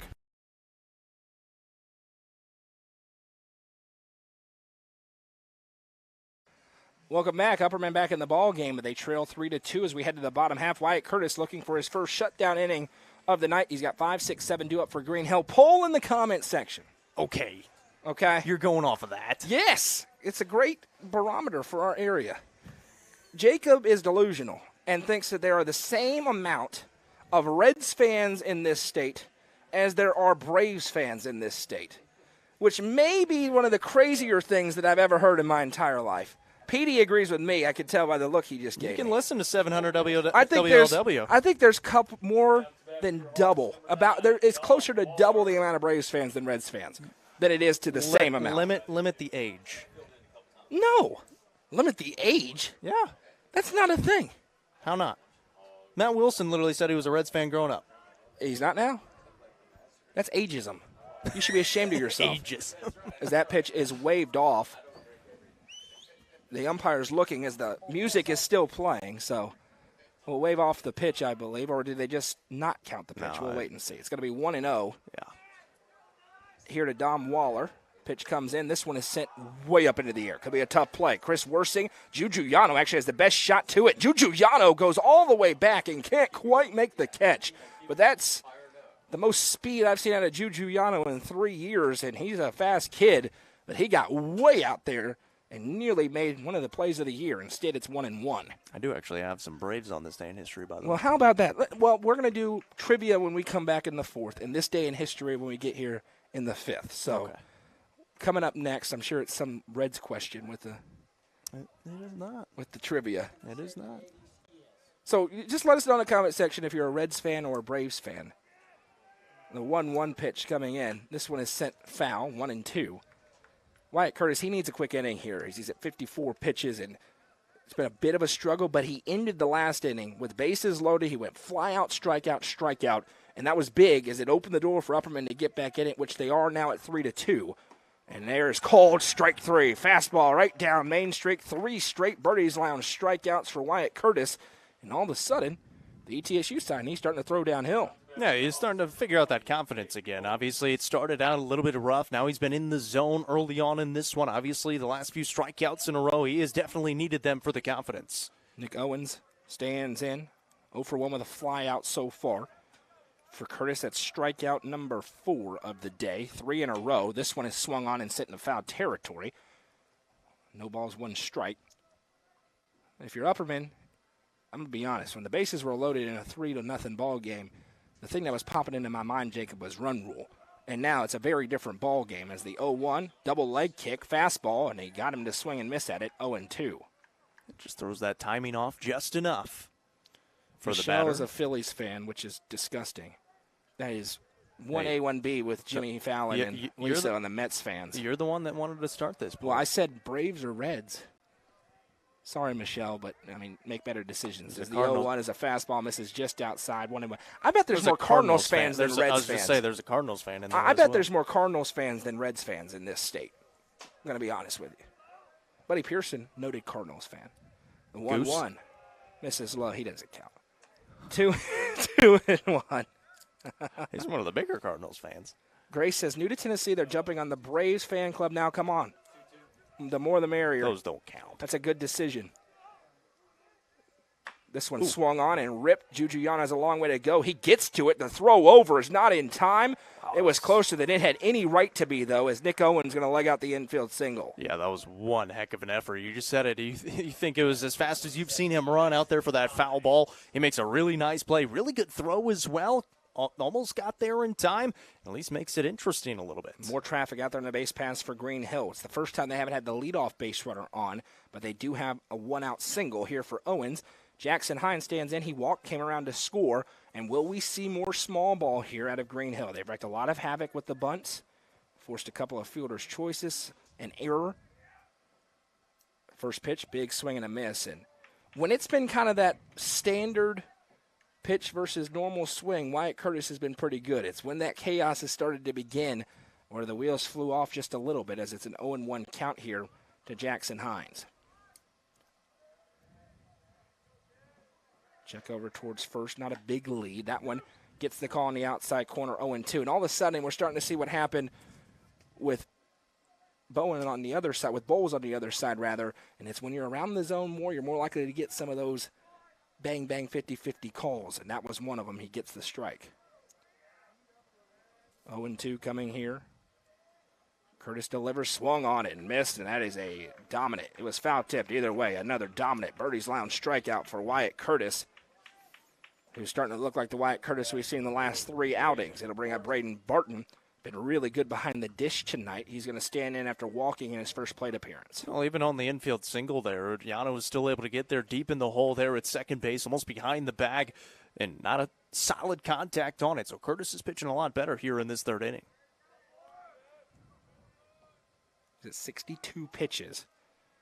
So because of how many he threw early, there's probably going to have to be a reliever at some point. Runner takes off, and that's a throw down from rookie Allison, and that is easy pickings for one of the base defensive catchers in the state of Tennessee, and that will retire the side. Run on rookie Allison at your own peril. Good tag from Caden Shanks, and Upperman has their first goose egg on the scoreboard defensively. We'll head to the middle innings and have trivia with Jacob Vincent when we come back. It's 3-2 in a good one. Coverage of Upperman baseball presented by Nick's Restaurant and the South Willow Auto Clinic on the Frontier Chevy UCR Media Network. Fire and Vine in Cookeville is the Upper Cumberland's home for delicious Chicago-style pizza, beef, chicken, fish, and more. Located in Cookeville's historic downtown district, Fire and Vine's food and atmosphere will keep you coming back for more. Take in stunning views with creative food and drinks on the rooftop. Fire and Vine is proud to support this broadcast on the UCR Media Network. Clint Connor is your local auctions expert. With full service from start to finish, the Exit Crossroads Auction Group are here to make the process easy for you. Visit crossroadsauctiongroup.com for more details and current auctions. Clint Connor, your local auctions expert, is proud to sponsor this broadcast on the UCR Media Network.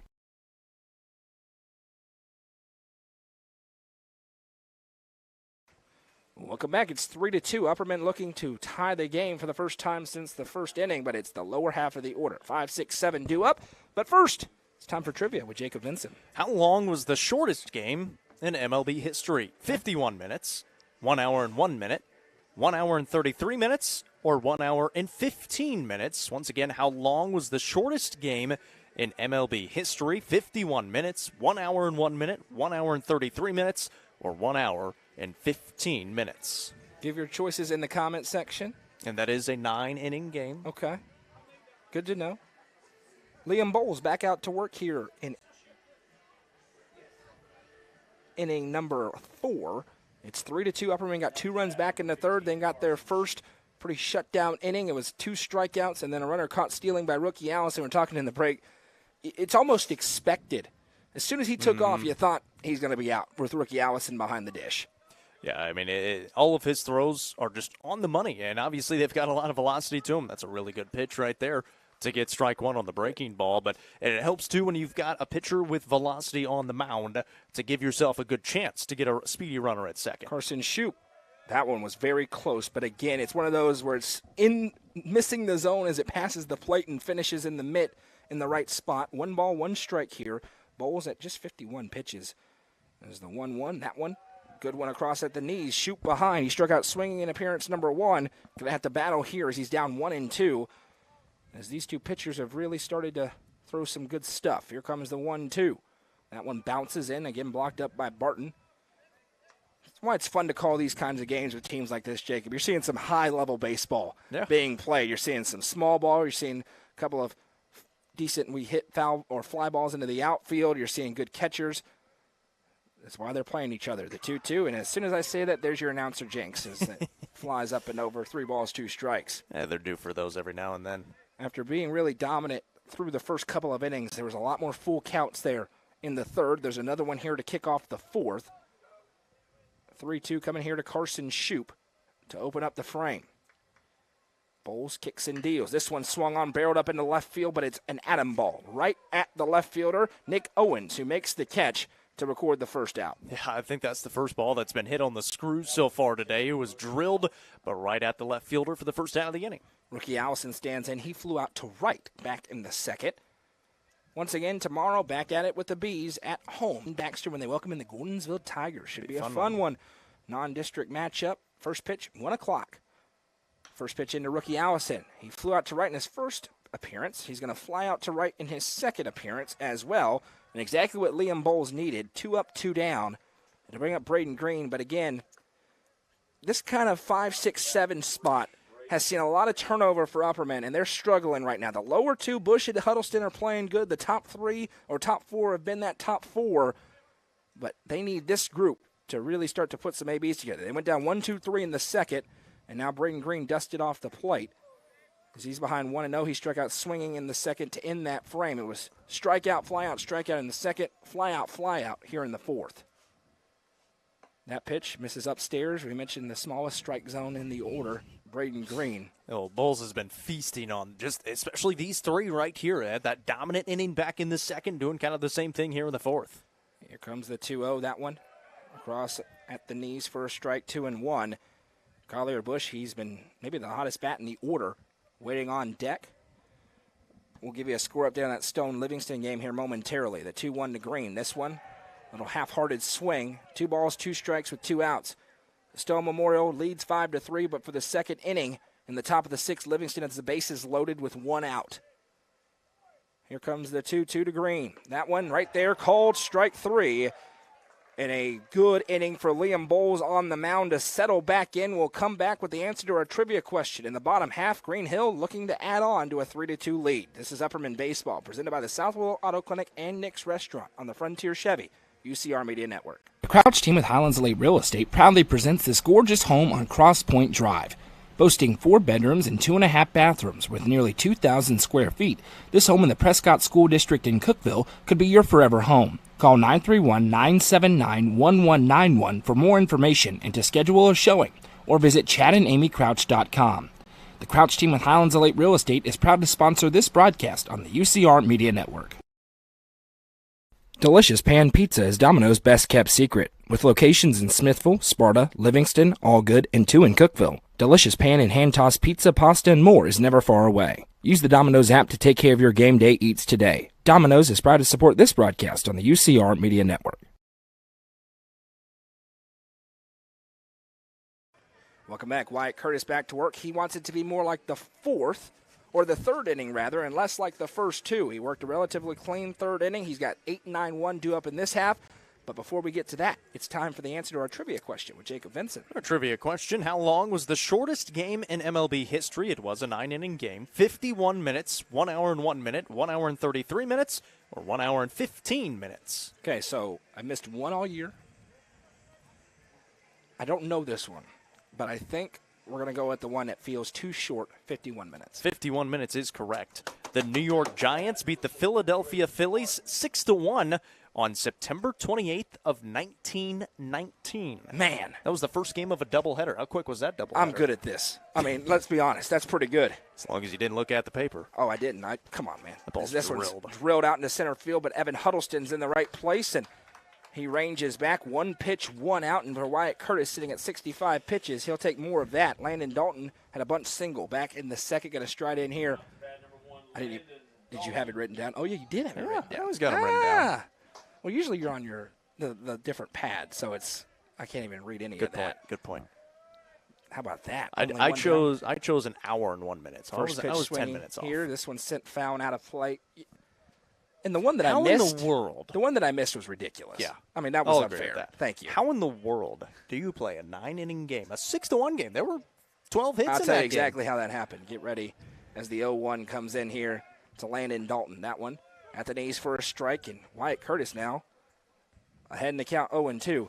It's Eli Huddleston against Jacob Hutt. That's how you play a 51-minute game. There were a total of 3 strikeouts in that game. Here comes the 0-2. That one, good slider. Rookie Allison popped up, ready to throw down to third.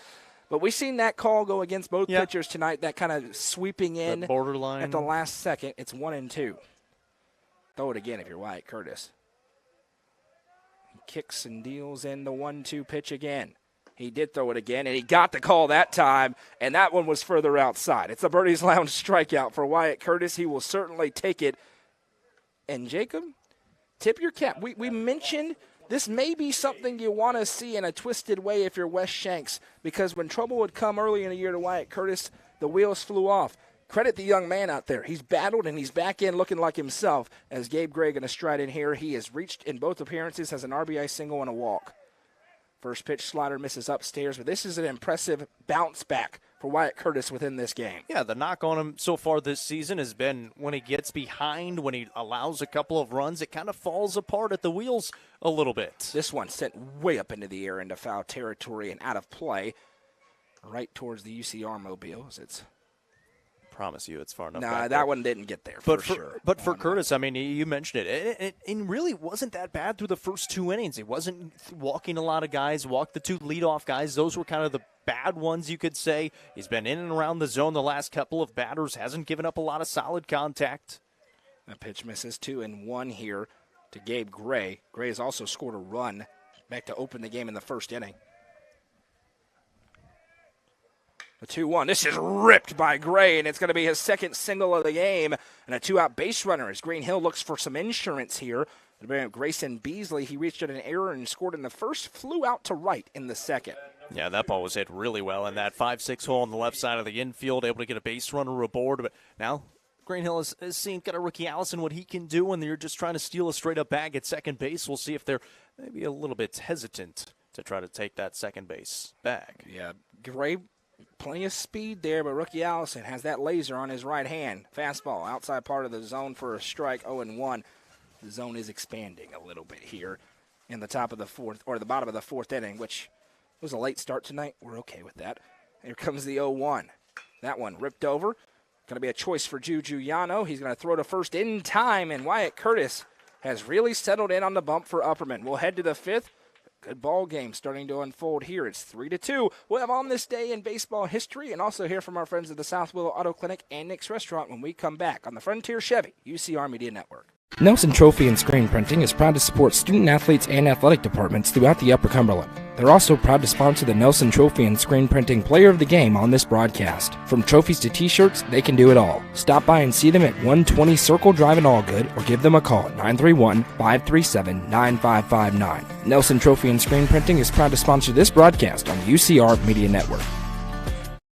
Frontier Chevrolet is ready to get you into your next vehicle and are proud to offer a lifetime powertrain warranty on nearly all vehicles below 80,000 miles. View inventory online at www.caseychevy.com, including the brand new Chevy Trax and Traverse, or stop in at 2350 Cookeville Highway today. Remember, don't buy till you see Jason Fye. Welcome back. Nick's Restaurant has been family-owned and operated in the Upper Cumberland for over 50 years, located just off of Jefferson Avenue in Cookeville. Nick's Restaurant, the weekend is here. Tremendous place for maybe a Saturday night family dinner or a date night. Enjoy a prime rib, delicious sides, and what are you going to round out the meal with, Jacob Vincent? Ice cream pie. You are darn tootin'. Ice cream pie. At Nick's Restaurant, we appreciate them for being the presenting sponsor of Upperman Baseball all season long. Stepping in here, Upperman hopes for a little deja vu. Collier Bush, Evan Huddleston, and Caden Shanks due up. And once again, back out to work is Liam Bowles on the mound here for Green Hill.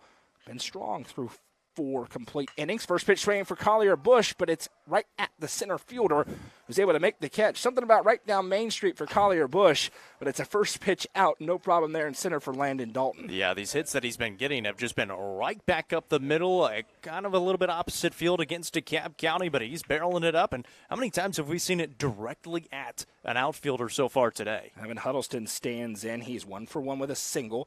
He was ultimately thrown out trying to tag up from third. First pitch swinging here, comes up empty, and still some velocity there for Bowles. He's revving it up, 64 pitches into his night. Well, we credited Wyatt Curtis settling down. Bowles has done a really good job. Started really well in the first and second, had a little bit of trouble in the third, gets a really good breaking ball there, and then has since settled down after giving up those 2 runs. Well, it was that double play. Fly out to right, and then a iffy question to go home, try and stretch it to score the run. And since then, he's locked back in, and he got called. Strike 3 there on another breaking ball that dipped across the zone, and it's quickly 2 up, 2 down. Here comes that man, Caden Shanks. Could be his last opportunity as he stands in here. 0 for 1 today with a flyout, a walk, and a run scored. Well, you mentioned it for Bowles, only 67 pitches so far, so he is well underneath the mark that they want to keep him under and almost through 5 innings of work. 4 2/3 strong so far. First pitch swinging for Shanks, sends it foul.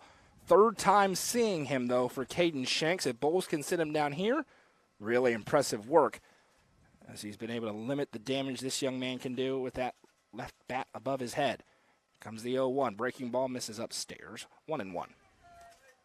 Would you like the on this day in history now, Well, see, or we'll do it in the bottom? I jumped the gun, so let's do it in the bottom Okay. half. Here comes the 1-1. That one misses low. Shanks takes it 2-1. Chris Worsing on deck. He's reached in both of his appearances so far. Shanks trying to bring him up here for attempt number 3. I was going to say, this is kind of where Bowles struggled a little bit back in that third inning. We'll see if he's able to get through quickly. 2-1, misses upstairs. 3 balls, 1 strike. Hitters count to Caden Shanks.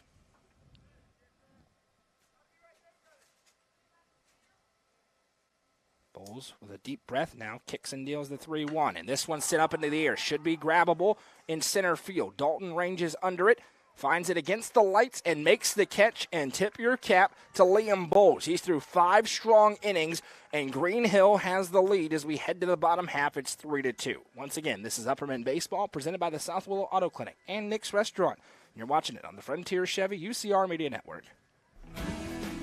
I'm looking for someone who can keep me comfortable, stay here for the long run, and definitely not high maintenance.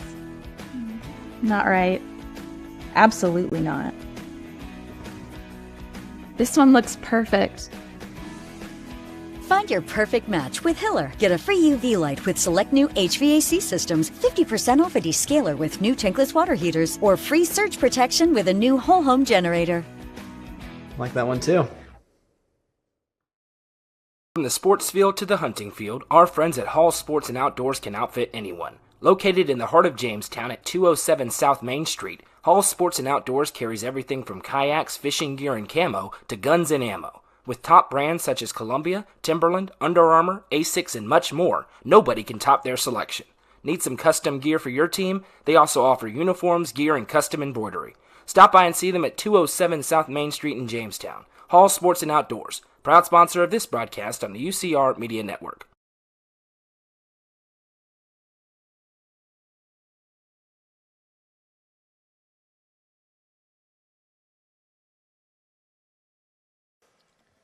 Welcome back. Green Hill looking for some insurance. If they're going to get it, this would be the ones they want up. 3, 4, 5 due up for the Hawks in this half inning.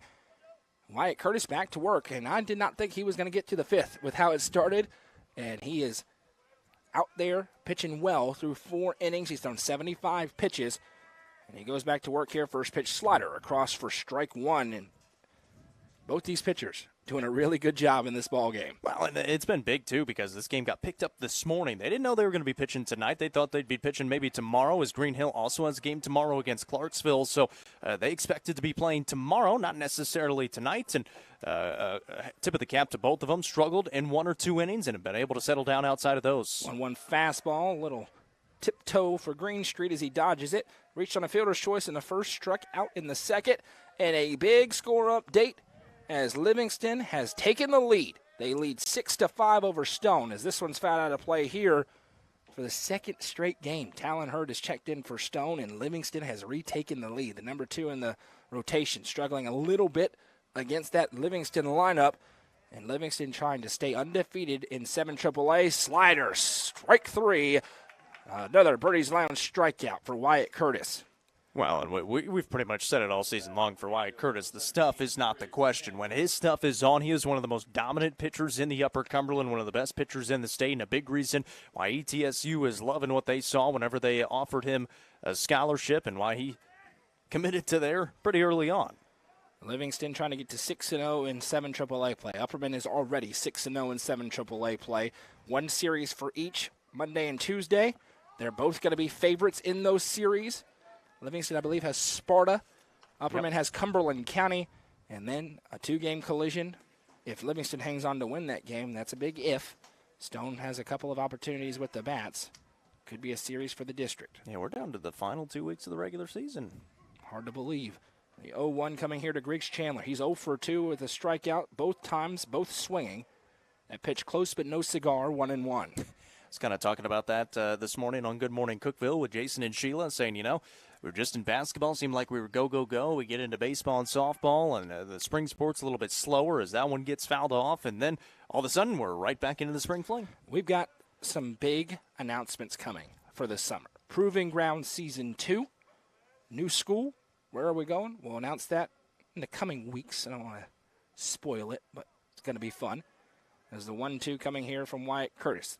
Does the hesitation on the leg kick, misses, 2-2. Also, one non-sports thing that we're going to do. It's going to be huge. We're announcing that in the coming days. Here comes the 2-2. Fastball misses up and away. Literally huge. 3 balls, 2 strikes. The return of a event we started for the first time last year in the summer. We're going to do that again.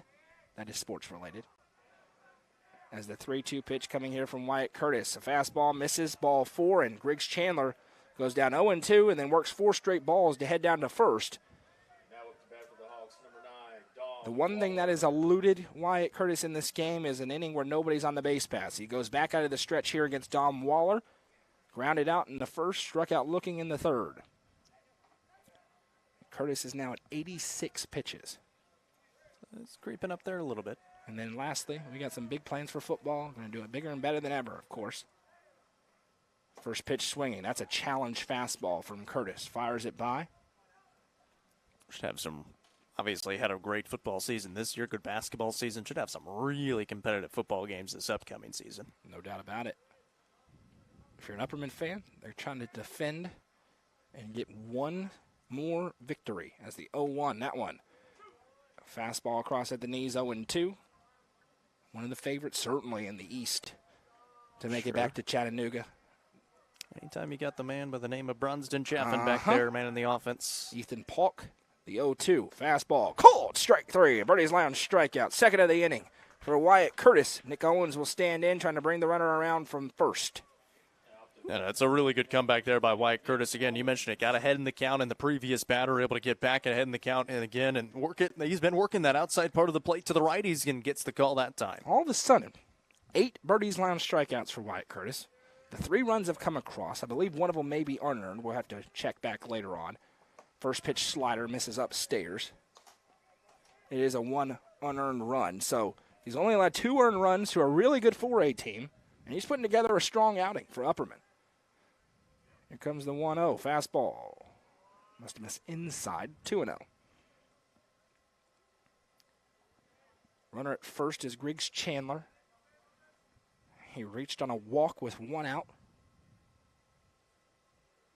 Curtis, shuffle steps in. That one gets away from rookie Allison, and Chandler will move over 90 feet into scoring position.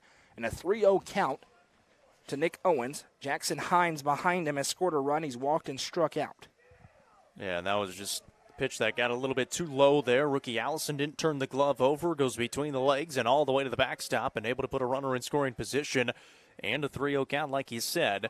An open bag over there at first now. Be a pass ball as it came down and wasn't able to be blocked up. That one's a good pitch across for a strike.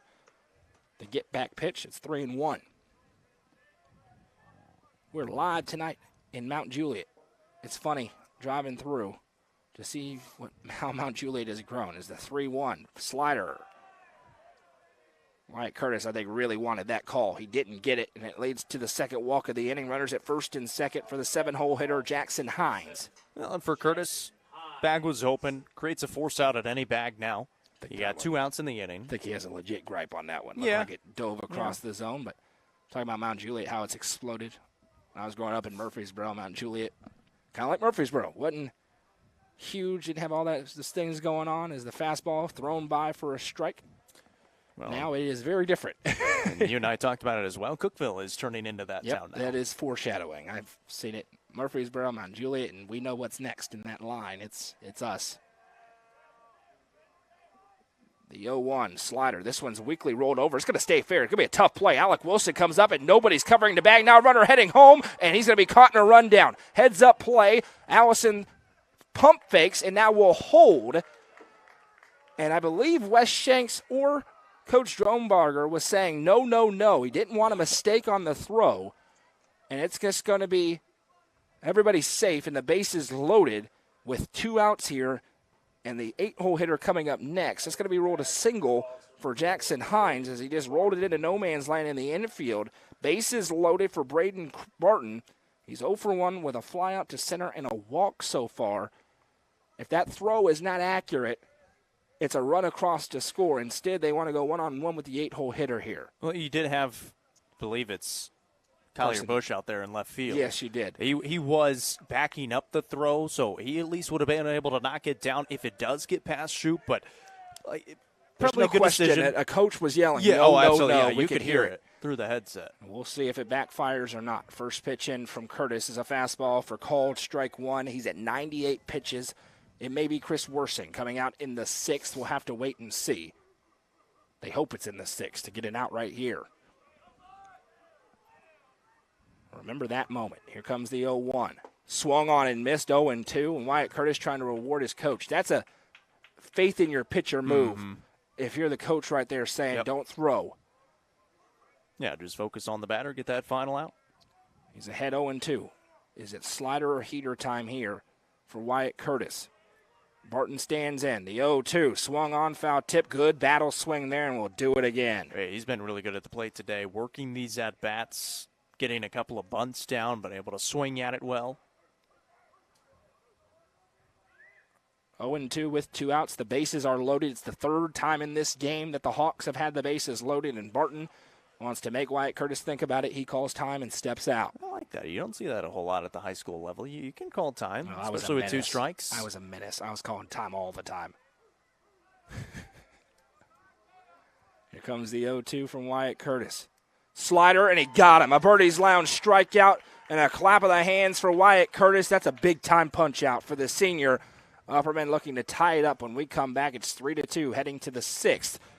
And we will have this day in baseball history when we come back. Coverage of Upperman baseball is presented by the South Willow Auto Clinic and Nick's Restaurant on the Frontier Chevy UCR Media Network. Loading the kids in the car, brokering peace in the back seat, mastering the snack handoff without even looking. Why are simple things sometimes so complicated? Thankfully, with auto owners, insurance doesn't have to be one of them. We work with independent agents who keep insurance simple, so you can worry about more important things, like figuring out what's growing in that cup holder. That's simple human sense. Visit swallowsinsurance.com or call us today, 931-526-4025. Protecting your future. It's what we do. Sonia Brown with American Way Real Estate just listed this new construction home located in the Brookstone subdivision. With 2,075 square feet, 3 bedrooms, and large walk-in closets, the main level primary bedroom has one of the best features ever. In addition to the hallway access, you could access the laundry room through the closet in the bedroom. The kitchen also features an island, a pantry, and stainless steel appliances. All cabinets throughout the house are soft close and have granite countertops. For more information, call Sonia Brown with American Way Real Estate at 931-979-7145 or 931-526-9581. Always ask for Sonia Brown. Sonia Brown with American Way Real Estate is proud to support this broadcast on the UCR Media Network.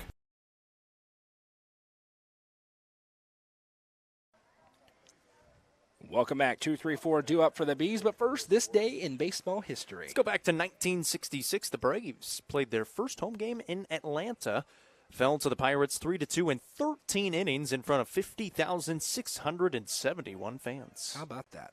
Start of a beautiful friendship between Atlanta and the Braves.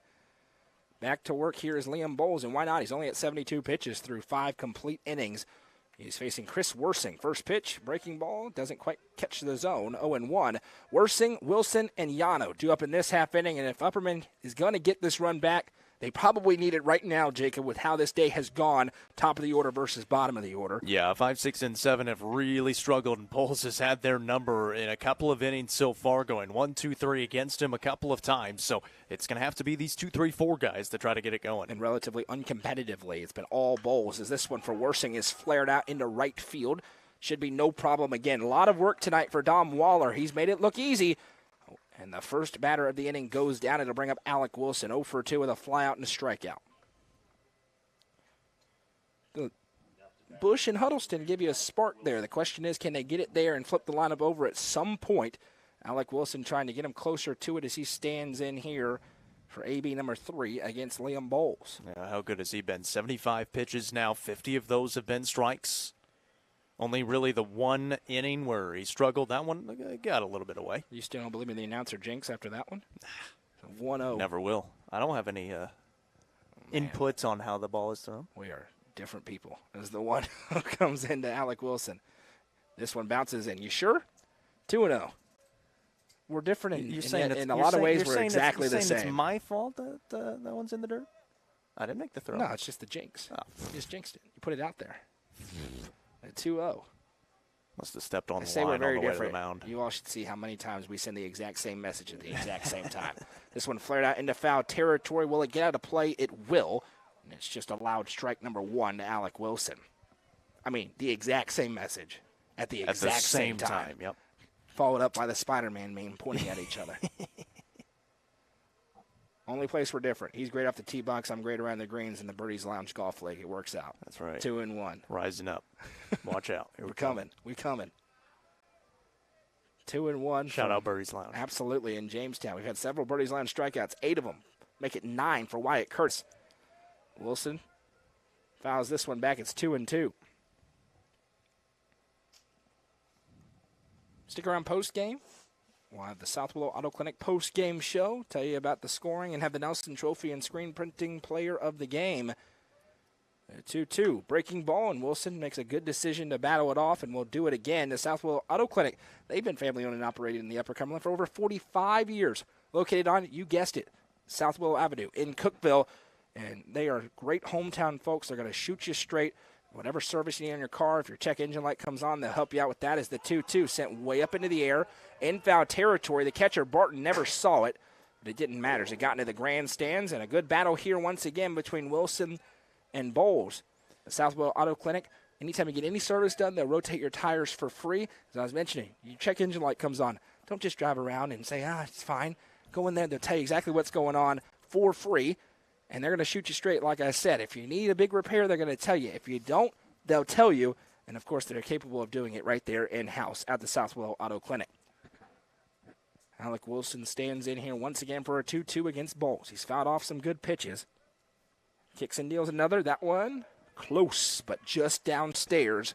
And we run full at 3-2 with Juju Yano waiting on deck. It's a big AB. Upperman needs Alec Wilson to get aboard here if they want a chance in this game. Here comes the 3-2, and he is aboard. It misses downstairs ball 4, and that is a great at-bat by the junior first baseman. Runs the pitch count up to 83. It'll bring up Juju Yano. And I imagine Upperman would not mind a pitching change for Green Hill, but he is not in danger on the pitch count of getting that pitching change. And there is going to be a trip out to the mound, as I say that, to have a discussion between Bowles and the coach in the infield. 1 out, runner at first. And part of this could be, hey, you've had a ton of success against this part of the order. Yano 0 for 2, Shoop 0 for 2, Allison 0 for 2, Green 0 for 2. But it is going to be time after the longest outing of the season for Liam Bowles, and he will get a well-earned round of applause. New pitcher, a Hall Sports and Outdoors call to the bullpen for the Green Hill Hawks when we come back. From the sports field to the hunting field, our friends at Hall Sports and Outdoors can outfit anyone. Located in the heart of Jamestown at 207 South Main Street, Hall Sports and Outdoors carries everything from kayaks, fishing gear, and camo to guns and ammo. With top brands such as Columbia, Timberland, Under Armour, Asics, and much more, nobody can top their selection. Need some custom gear for your team? They also offer uniforms, gear, and custom embroidery. Stop by and see them at 207 South Main Street in Jamestown. Hall Sports and Outdoors, proud sponsor of this broadcast on the UCR Media Network. Loading the kids in the car, brokering peace in the back seat, mastering the snack handoff without even looking. Why are simple things sometimes so complicated? Thankfully, with auto owners, insurance doesn't have to be one of them. We work with independent agents who keep insurance simple, so you can worry about more important things, like figuring out what's growing in that cup holder. That's simple human sense. Visit swallowsinsurance.com or call us today, 931-526-4025. Protecting your future. It's what we do. Fire and Vine in Cookeville is the Upper Cumberland's home for delicious Chicago-style pizza, beef, chicken, fish, and more. Located in Cookeville's historic downtown district, Fire and Vine's food and atmosphere will keep you coming back for more. Take in stunning views with creative food and drinks on the rooftop. Fire and Vine is proud to support this broadcast on the UCR Media Network.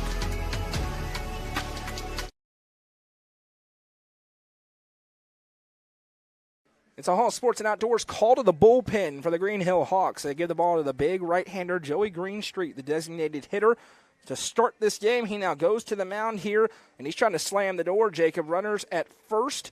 It's Alec Wilson. Juju Yano's at the plate. 4, 5, 6, 7, a combined 0 for 8 today. Upperman's looking for that to change right now as they trail 3-2 in a big non-district or a really good non-district game. Yeah, and Greenstreet is a normal relief pitcher, so he's used to these positions coming in here in the 6th against a meaty part of the lineup for the Bees, but have struggled a little bit tonight. We'll see if Juju Yano with a little bit change of pace on the mound maybe helps him out a little bit. A little bit higher velocity. Upperman has done a pretty good job against high-velocity pitchers in the past 3 years during this big run that they've been on. They'll need that here. Greenstreet trying to throw strikes. First pitch. Misses outside for ball 1. Wouldn't surprise me, we talked about this, Jacob, if this home plate umpire has some NCAA or higher experience. He's got that kind of strike zone, which I'm 100% good with, especially in a game like this. Yep. That was one that a lot of times you'll see be called a strike, but not tonight. And he does rev up the fastball. Talking in the press box, gets into the upper 80s with the fastball. You saw it there, 1-1. Yeah, big guy on the mound, able to use that to his advantage. Gonna have a traditional stride here. Has to start out of the stretch. That one misses low. He's been around the zone, but 2 balls, 1 strike. You kind of, this is the MLB The Show create a pitcher. You're looking at him right there. That motion and everything with that size. For Yano, you're just trying to work a quality at-bat here and just keep those ABs coming.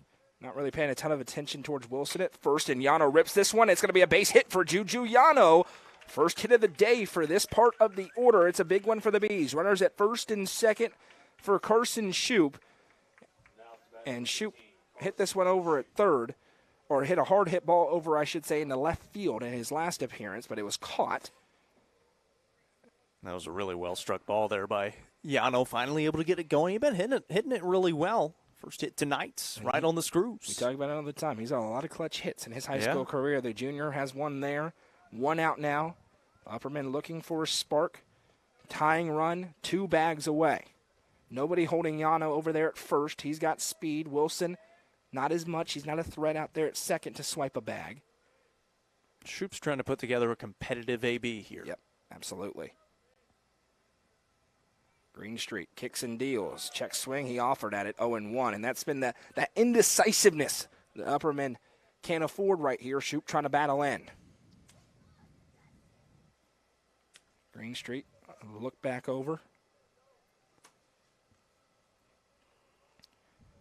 It was a walk for Wilson. That led to the pitching change. And then Yano with a single on the left. First pitch, or this pitch is swung on, hit high into the air. That one is deep, ranging back under it and able to make the catch. And that was Landon Dalton once again who makes the grab for the big second out. It'll bring up rookie Allison here. Speaking of people who have had a lot of clutch hits in their career, so far today, 2 flyouts, both to right field for rookie Allison, right at Dom Waller. And he's got a runner at first and second with 2 outs here in a 1-run game. Interesting there, Alec Wilson kind of drifting off the bag, didn't really go back as soon as that ball was hit. It was hit well, but... And he's probably not going to try and tag up there, so it makes some sense as the first pitch in. This one, again, across for a strike. 0-1, going ahead with the relief pitcher Joey Greenstreet. Out of the stretch here, trying to get out of this inning. Couple of looks back. Now delivers in. Fouled off, and he's ahead in the count 0-2. He can throw anything he wants. It's been all fastballs here for Greenstreet. Power pitcher out there. Green behind him. And if nothing else, you'd love for Braden Green to come up in this inning. Obviously, you want to tie the game, but then that ensures that you're going to get Caden Shanks back to the plate in this game. Here comes the 0-2. Fastball. A little half-hearted check swing into foul territory, and that's a break for Upperman. As it keep the count right where it is. It's a very late decision. We've seen that a lot from rookie Allison this season, specifically on that pitch, that high and inside, and it's always those late decisions as well. He just kind of decides late he wants to hack at it. He thinks it's close enough that he needs to swing at it to stay alive in the at-bat. Yeah, that one was ball 1. Instead, it's 0-2 again, and we'll see what Greenstreet throws. It's been fastball, fastball, fastball. 9 pitches, 7 of them strikes. Throws it again, this time fouled off, and we'll do it again. Battle swing that time. Just a little bit out in front of it that time. You almost have to be sitting fastball. 10 pitches in, they've all been the heater. None of them really junk pitches either, so 0-2, sometimes you'll see that trying to get you to chase something. The closest one was the last one they barreled into foul territory. 0-2, again here to rookie Allison. Runners at first and second for the Bees. Pitch in. That one misses low. Greenhill tried to goad him into calling strike 3 with a big yell, but it's 1-2. The whole field was moving to the right. We saw that happen in the last inning with Upperman. Rookie Allison started to throw down. Umpire says not so fast. And we'll see if it happens in this Here comes the 1-2. The next one they threw to the same spot and got the call. Greenstreet kicks and deals. They tried it, bounces in. Again, a good block by Barton, and Allison's back in it now at 2-2. Maybe a little bit of an overthrow that time, trying to rear back and really bring in the velocity. Credit to rookie Allison. He's battled back into this AB. Best one of his day so far. It's 2-2. Deuce is wild. 2 on, 2 out. Greenstreet kicks and deals again. That one called strike 3. Wes Shanks with a few hops over in that third base coaching box. And that will retire the side. A big job there by Greenstreet. Green Hill looking for some insurance when we come back, and it is going to be Wyatt Curtis at 101 pitches back to the mound. This is Upperman Baseball, presented by the South Willow Auto Clinic and Nick's Restaurant on the Frontier Chevy UCR Media Network.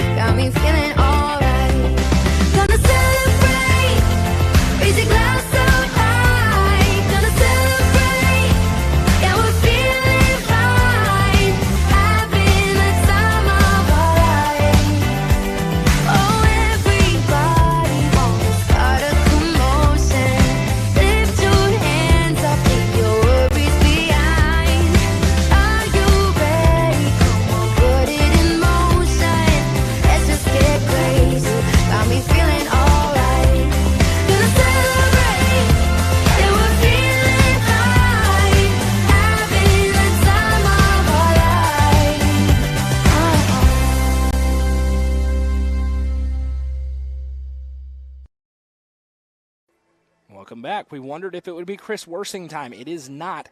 Wyatt Curtis back up onto the mound. He's at 101 pitches, the most he's thrown this year, Jacob. And they're looking for one more inning out of him as he's going to face off against 9-1-2. And we'll see if it's the full inning. Obviously, the pitch count will depend. He can't go over 120. He's already past 75, so the rest is what it is. And they're looking for him to finish it off, and we'll see. Upperman, of course, hoping to tie the game or take the lead in the top half. If not, they wouldn't have to throw anybody else if they lose this game in 7 innings. Yeah, he's thrown it well. They're trusting him to come out here in this 7th and try to go 7 complete innings in back-to-back outings. It's the 6th inning, my friend. 6. As that one is across at the complete strike for 0-1 the count. It's a late night as the 0-1. That one misses up and in. Here to Landon Dalton. So far, he has a bunt single. He struck out looking back in the 4th. 9 strikeouts today for Wyatt Curtis. Here comes the 1-1. They need him to be in the zone, though, if they want to avoid using somebody else. As it's a 1-2 now as that one's fouled out. He's up to 103 pitches.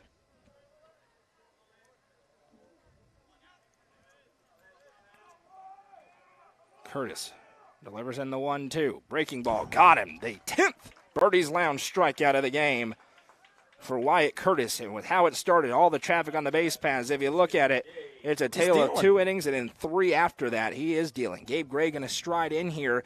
He has been all over the base paths. He's walked, has an RBI single, and another single in this game. He's also scored a run. I mean, he's allowed 2 earned runs against a very good Green Hill lineup that has won 14 games on the season. So definitely nothing to hang your head about for what Wyatt Curtis has done. And he is ripping that slider in. That had Gray guessing fastball, comes up empty. It's 0-1. And that's been the big thing. He's settled down, and he's been very much in the zone. He's finishing the pitches. 0-1 fastball ripped over towards Caden Shanks. Lipscomb signee loads up, throws to first in time. 2 up, 2 down for Wyatt Curtis. He's only at 106 pitches, so he's got an opportunity to finish out this 6th. Grayson Beasley going to stride in. He's reached an error, flown out, and grounded out. And I say only at 106. That's a lot of pitches. But you're getting later into the season, right? We see early you're holding them under about 75 or so. You don't want to tire out those arms. Now you're fully loose. You're able to get deeper and deeper into these outings. And 8, 9, and 1 coming up, right, for the Bees? 7, 8, 9. 7, 8, 9. That's going to be a big thing to watch. Can one of them reach and bring Caden Shanks to the plate? First pitch swinging. This one, Yano has a long way to go, and it bounces off his glove and pops into left field. And a runner will reach. Would have been a tough play for Juju Yano, and it's going to be a single for Grayson Beasley. Joey Greenstreet can help his own cause as he will stride in here. 107 pitches for Wyatt Curtis, so he's getting to the end of the rope. Yeah, and that would have been tough. Takes a gnarly hop off of the mound and then spins a lot going towards second base.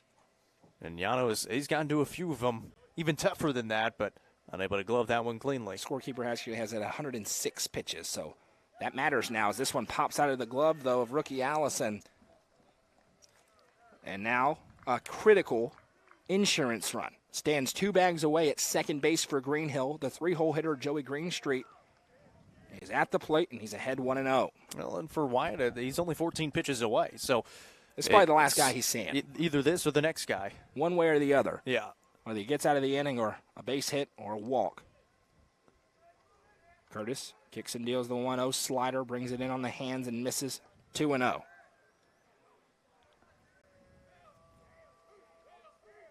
Stone Memorial threatening. Bottom of the 7th inning. They've got runners at the corners, trailing by 1. The 2-0 swung on, fouled back here. Abe Goolsby on the mound for Livingston. Goodwin at the plate for Stone. Again, bottom of the 7th, a 1-run game. Runners at the corners with nobody out for the Panthers, trailing by 1. Kerr's now 10 pitches away. At 110. Kicks and deals the 2-1. That one close, but no cigar. 3 balls, 1 strike. I'm confident this is the last batter he's going to face tonight.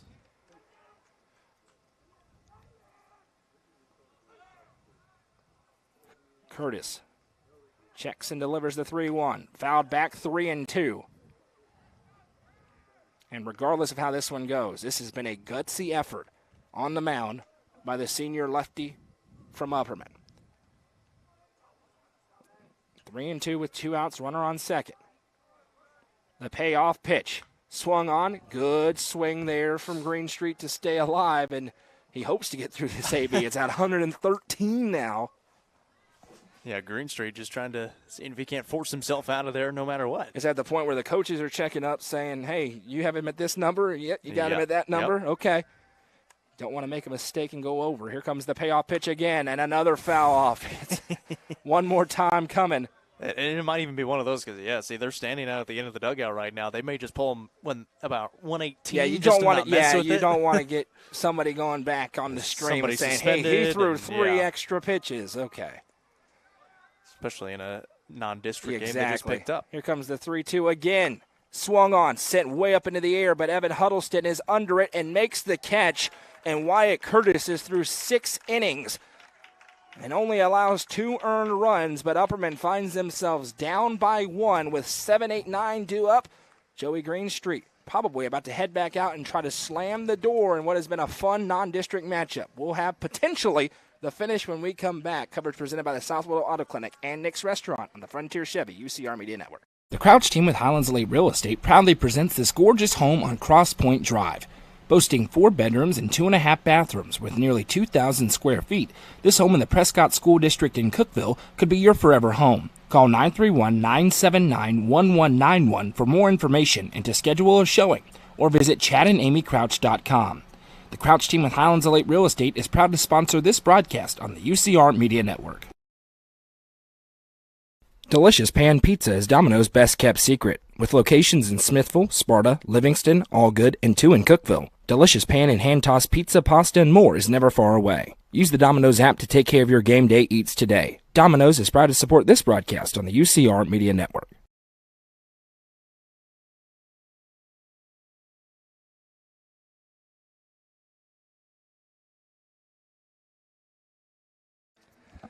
Welcome back. Joey Greenstreet is back on the mound trying to close out this game. He's facing 7, 8, 9. Braden Green, Collier Bush, Evan Huddleston. 2 up in this half inning.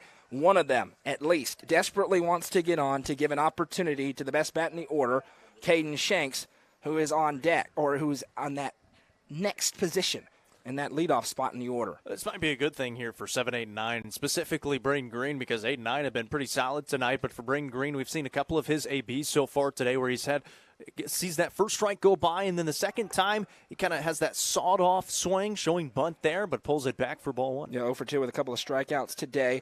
Stone has tied the game in the bottom of the 7th. They have a runner at third with nobody out. Green shows bunt again. That one's across for a strike. 1-1. You know, Justin Fallon could pinch hit. I don't think he's going to. They want to keep him out for now. Obviously, is the 1-1. There's that swing and a miss that you talked about. 1-2. The temptation's got to be really strong if you're Wes Shanks over there. He is cleared to hit, is what I've heard. That is true. as he steps off here in Green Street. And, I mean, that's got to be a humongous temptation in a one-run ball game when you got that kid sitting over there. 1-2, swung on a miss. Green Street has Upperman down to their final two outs tonight. And it is Collier Bush coming up, and he's got a single. He's flown out one other time to center field. And that's back-to-back punch-outs for Green Street after checking in. A lot of single, fly out, strikeout, strikeout. Well, and for Bush, it's been right back up the middle each time. Had the ground ball early in the game, and then the second one was the fly out to center, but he's been hitting it well, and it's been right back up the middle. So Green Street's going to have to be ready here. First pitch in. That one's right there for strike one. Again, you're just trying to become a base runner and get Caden Shanks into the batter's box and give him an opportunity. Green Street going to kick and deal the 0-1. Misses up and in. 1-1 here to Collier Bush. He's been impressive here in these past couple of games. You know, if you're Justin Fowler, you're going over to coach saying, come on, let me go. I can bat. I'm good. Here comes the 1-1. Swing and a miss. Got him chasing that one up in the zone. 1-2 Green Street. And again, he's thrown 20 pitches, 20 fastballs. It has all been that heat. And Bush just kind of pulled out of that one a little bit. Here comes the 1-2. That one, he overthrew it. You saw that earlier. Bounces it in, 2-2. Bush has stayed in there. When he gets to these 2-strike counts, shortens up the approach. He's been really good. How about this one? We'll tell you about that Stone Livingston game here in a moment. The 2-2. Called, strike three. Fastball at the knees, 3 straight punch-outs. Upperman down to their final out tonight. Livingston has put Carson Parrott onto the mound with nobody out and a runner at third. He started on Monday. Here on Friday, he didn't start the game, but now, how big is that game for the Wildcats? They've gone to their number one again here in this series. We'll keep you updated as the pitch into Huddleston. Swung on and missed, and Upperman is rapidly down to their final 2 strikes tonight. Green Street is not messing around out there on the mound for Green Hill.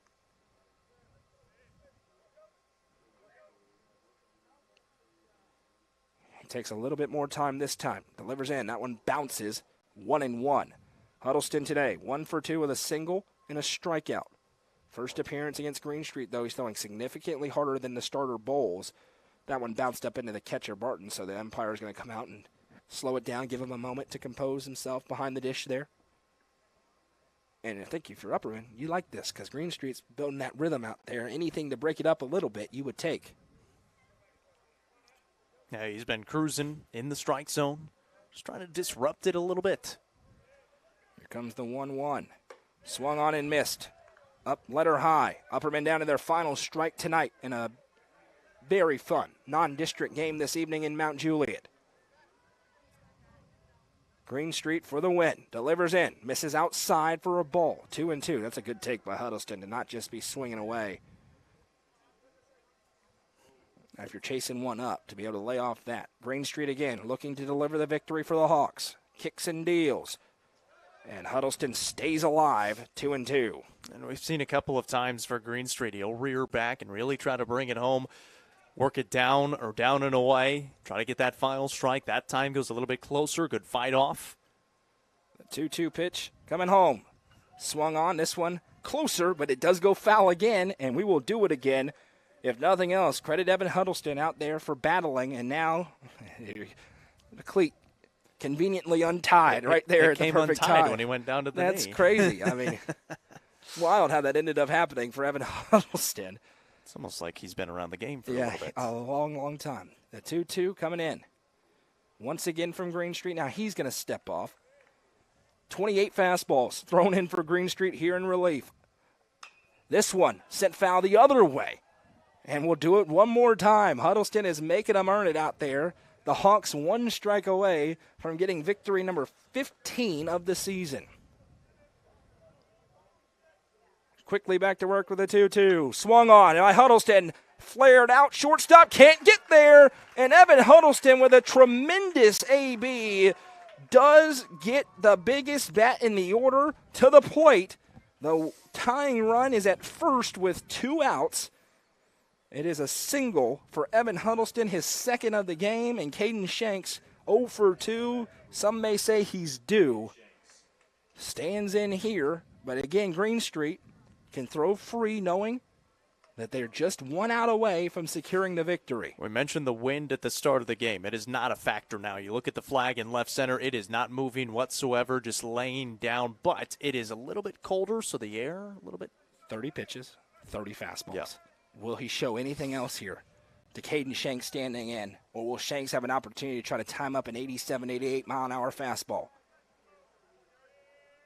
Here we go. Greenstreet kicks and deals out of the stretch, and it's a good pitch. It's a fastball across for strike one. Nothing you can do with that pitch as a batter. 0-1. I wonder if working out of the stretch maybe calms Greenstreet down a little bit here with 2 outs.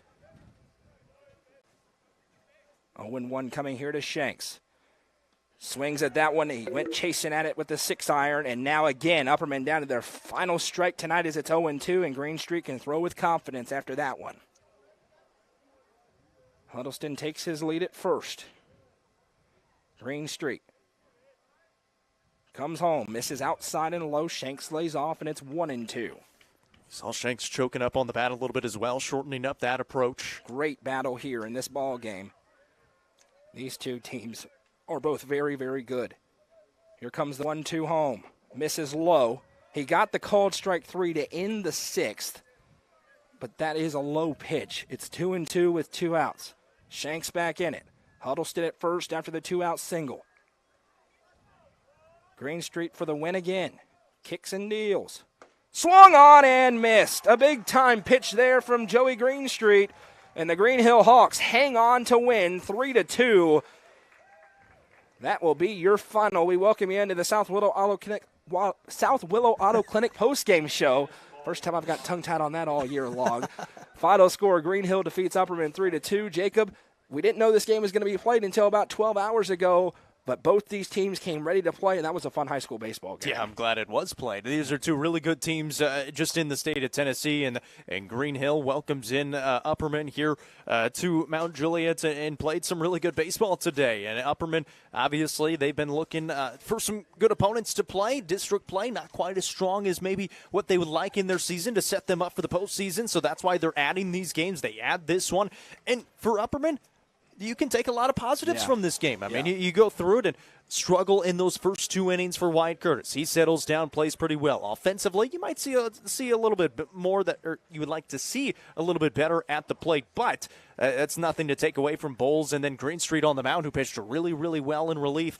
It was just a really good baseball game between two really good teams. One of the reasons you play this game, if you're Upperman especially, is you can figure out where your blind spots are. Where are your kind of weak points against these teams that are better than the teams that you face on a nightly basis in District 7 AAA? You find out a little bit of that tonight, but on the other hand, you can look at it and say, hey, if you have Justin Fallon in this lineup, do you get the one hit that you needed back there in that 3rd inning where you had the bases loaded with nobody out? Maybe you do, maybe you don't, but regardless, I think both teams come away with this. It's a good win for Green Hill. It's a good battle for Upperman. Now for Upperman, probably happy they get to turn the page tomorrow, only throw one guy. They'll have a bunch of arms available tomorrow against Gordonsville, Alec Wilson, Chris Worsing, Juju Yano, all available to throw in that game against the Tigers tomorrow. And it'll be a really competitive game as well. Gordonsville, they are a 1A team, but they've got a lot of talent, and that's a 1A team that absolutely has aspirations of making it to the spring fling themselves. So they're coming in with a lot of confidence, playing some good baseball, and we'll see what they can do against, obviously, an Upperman team that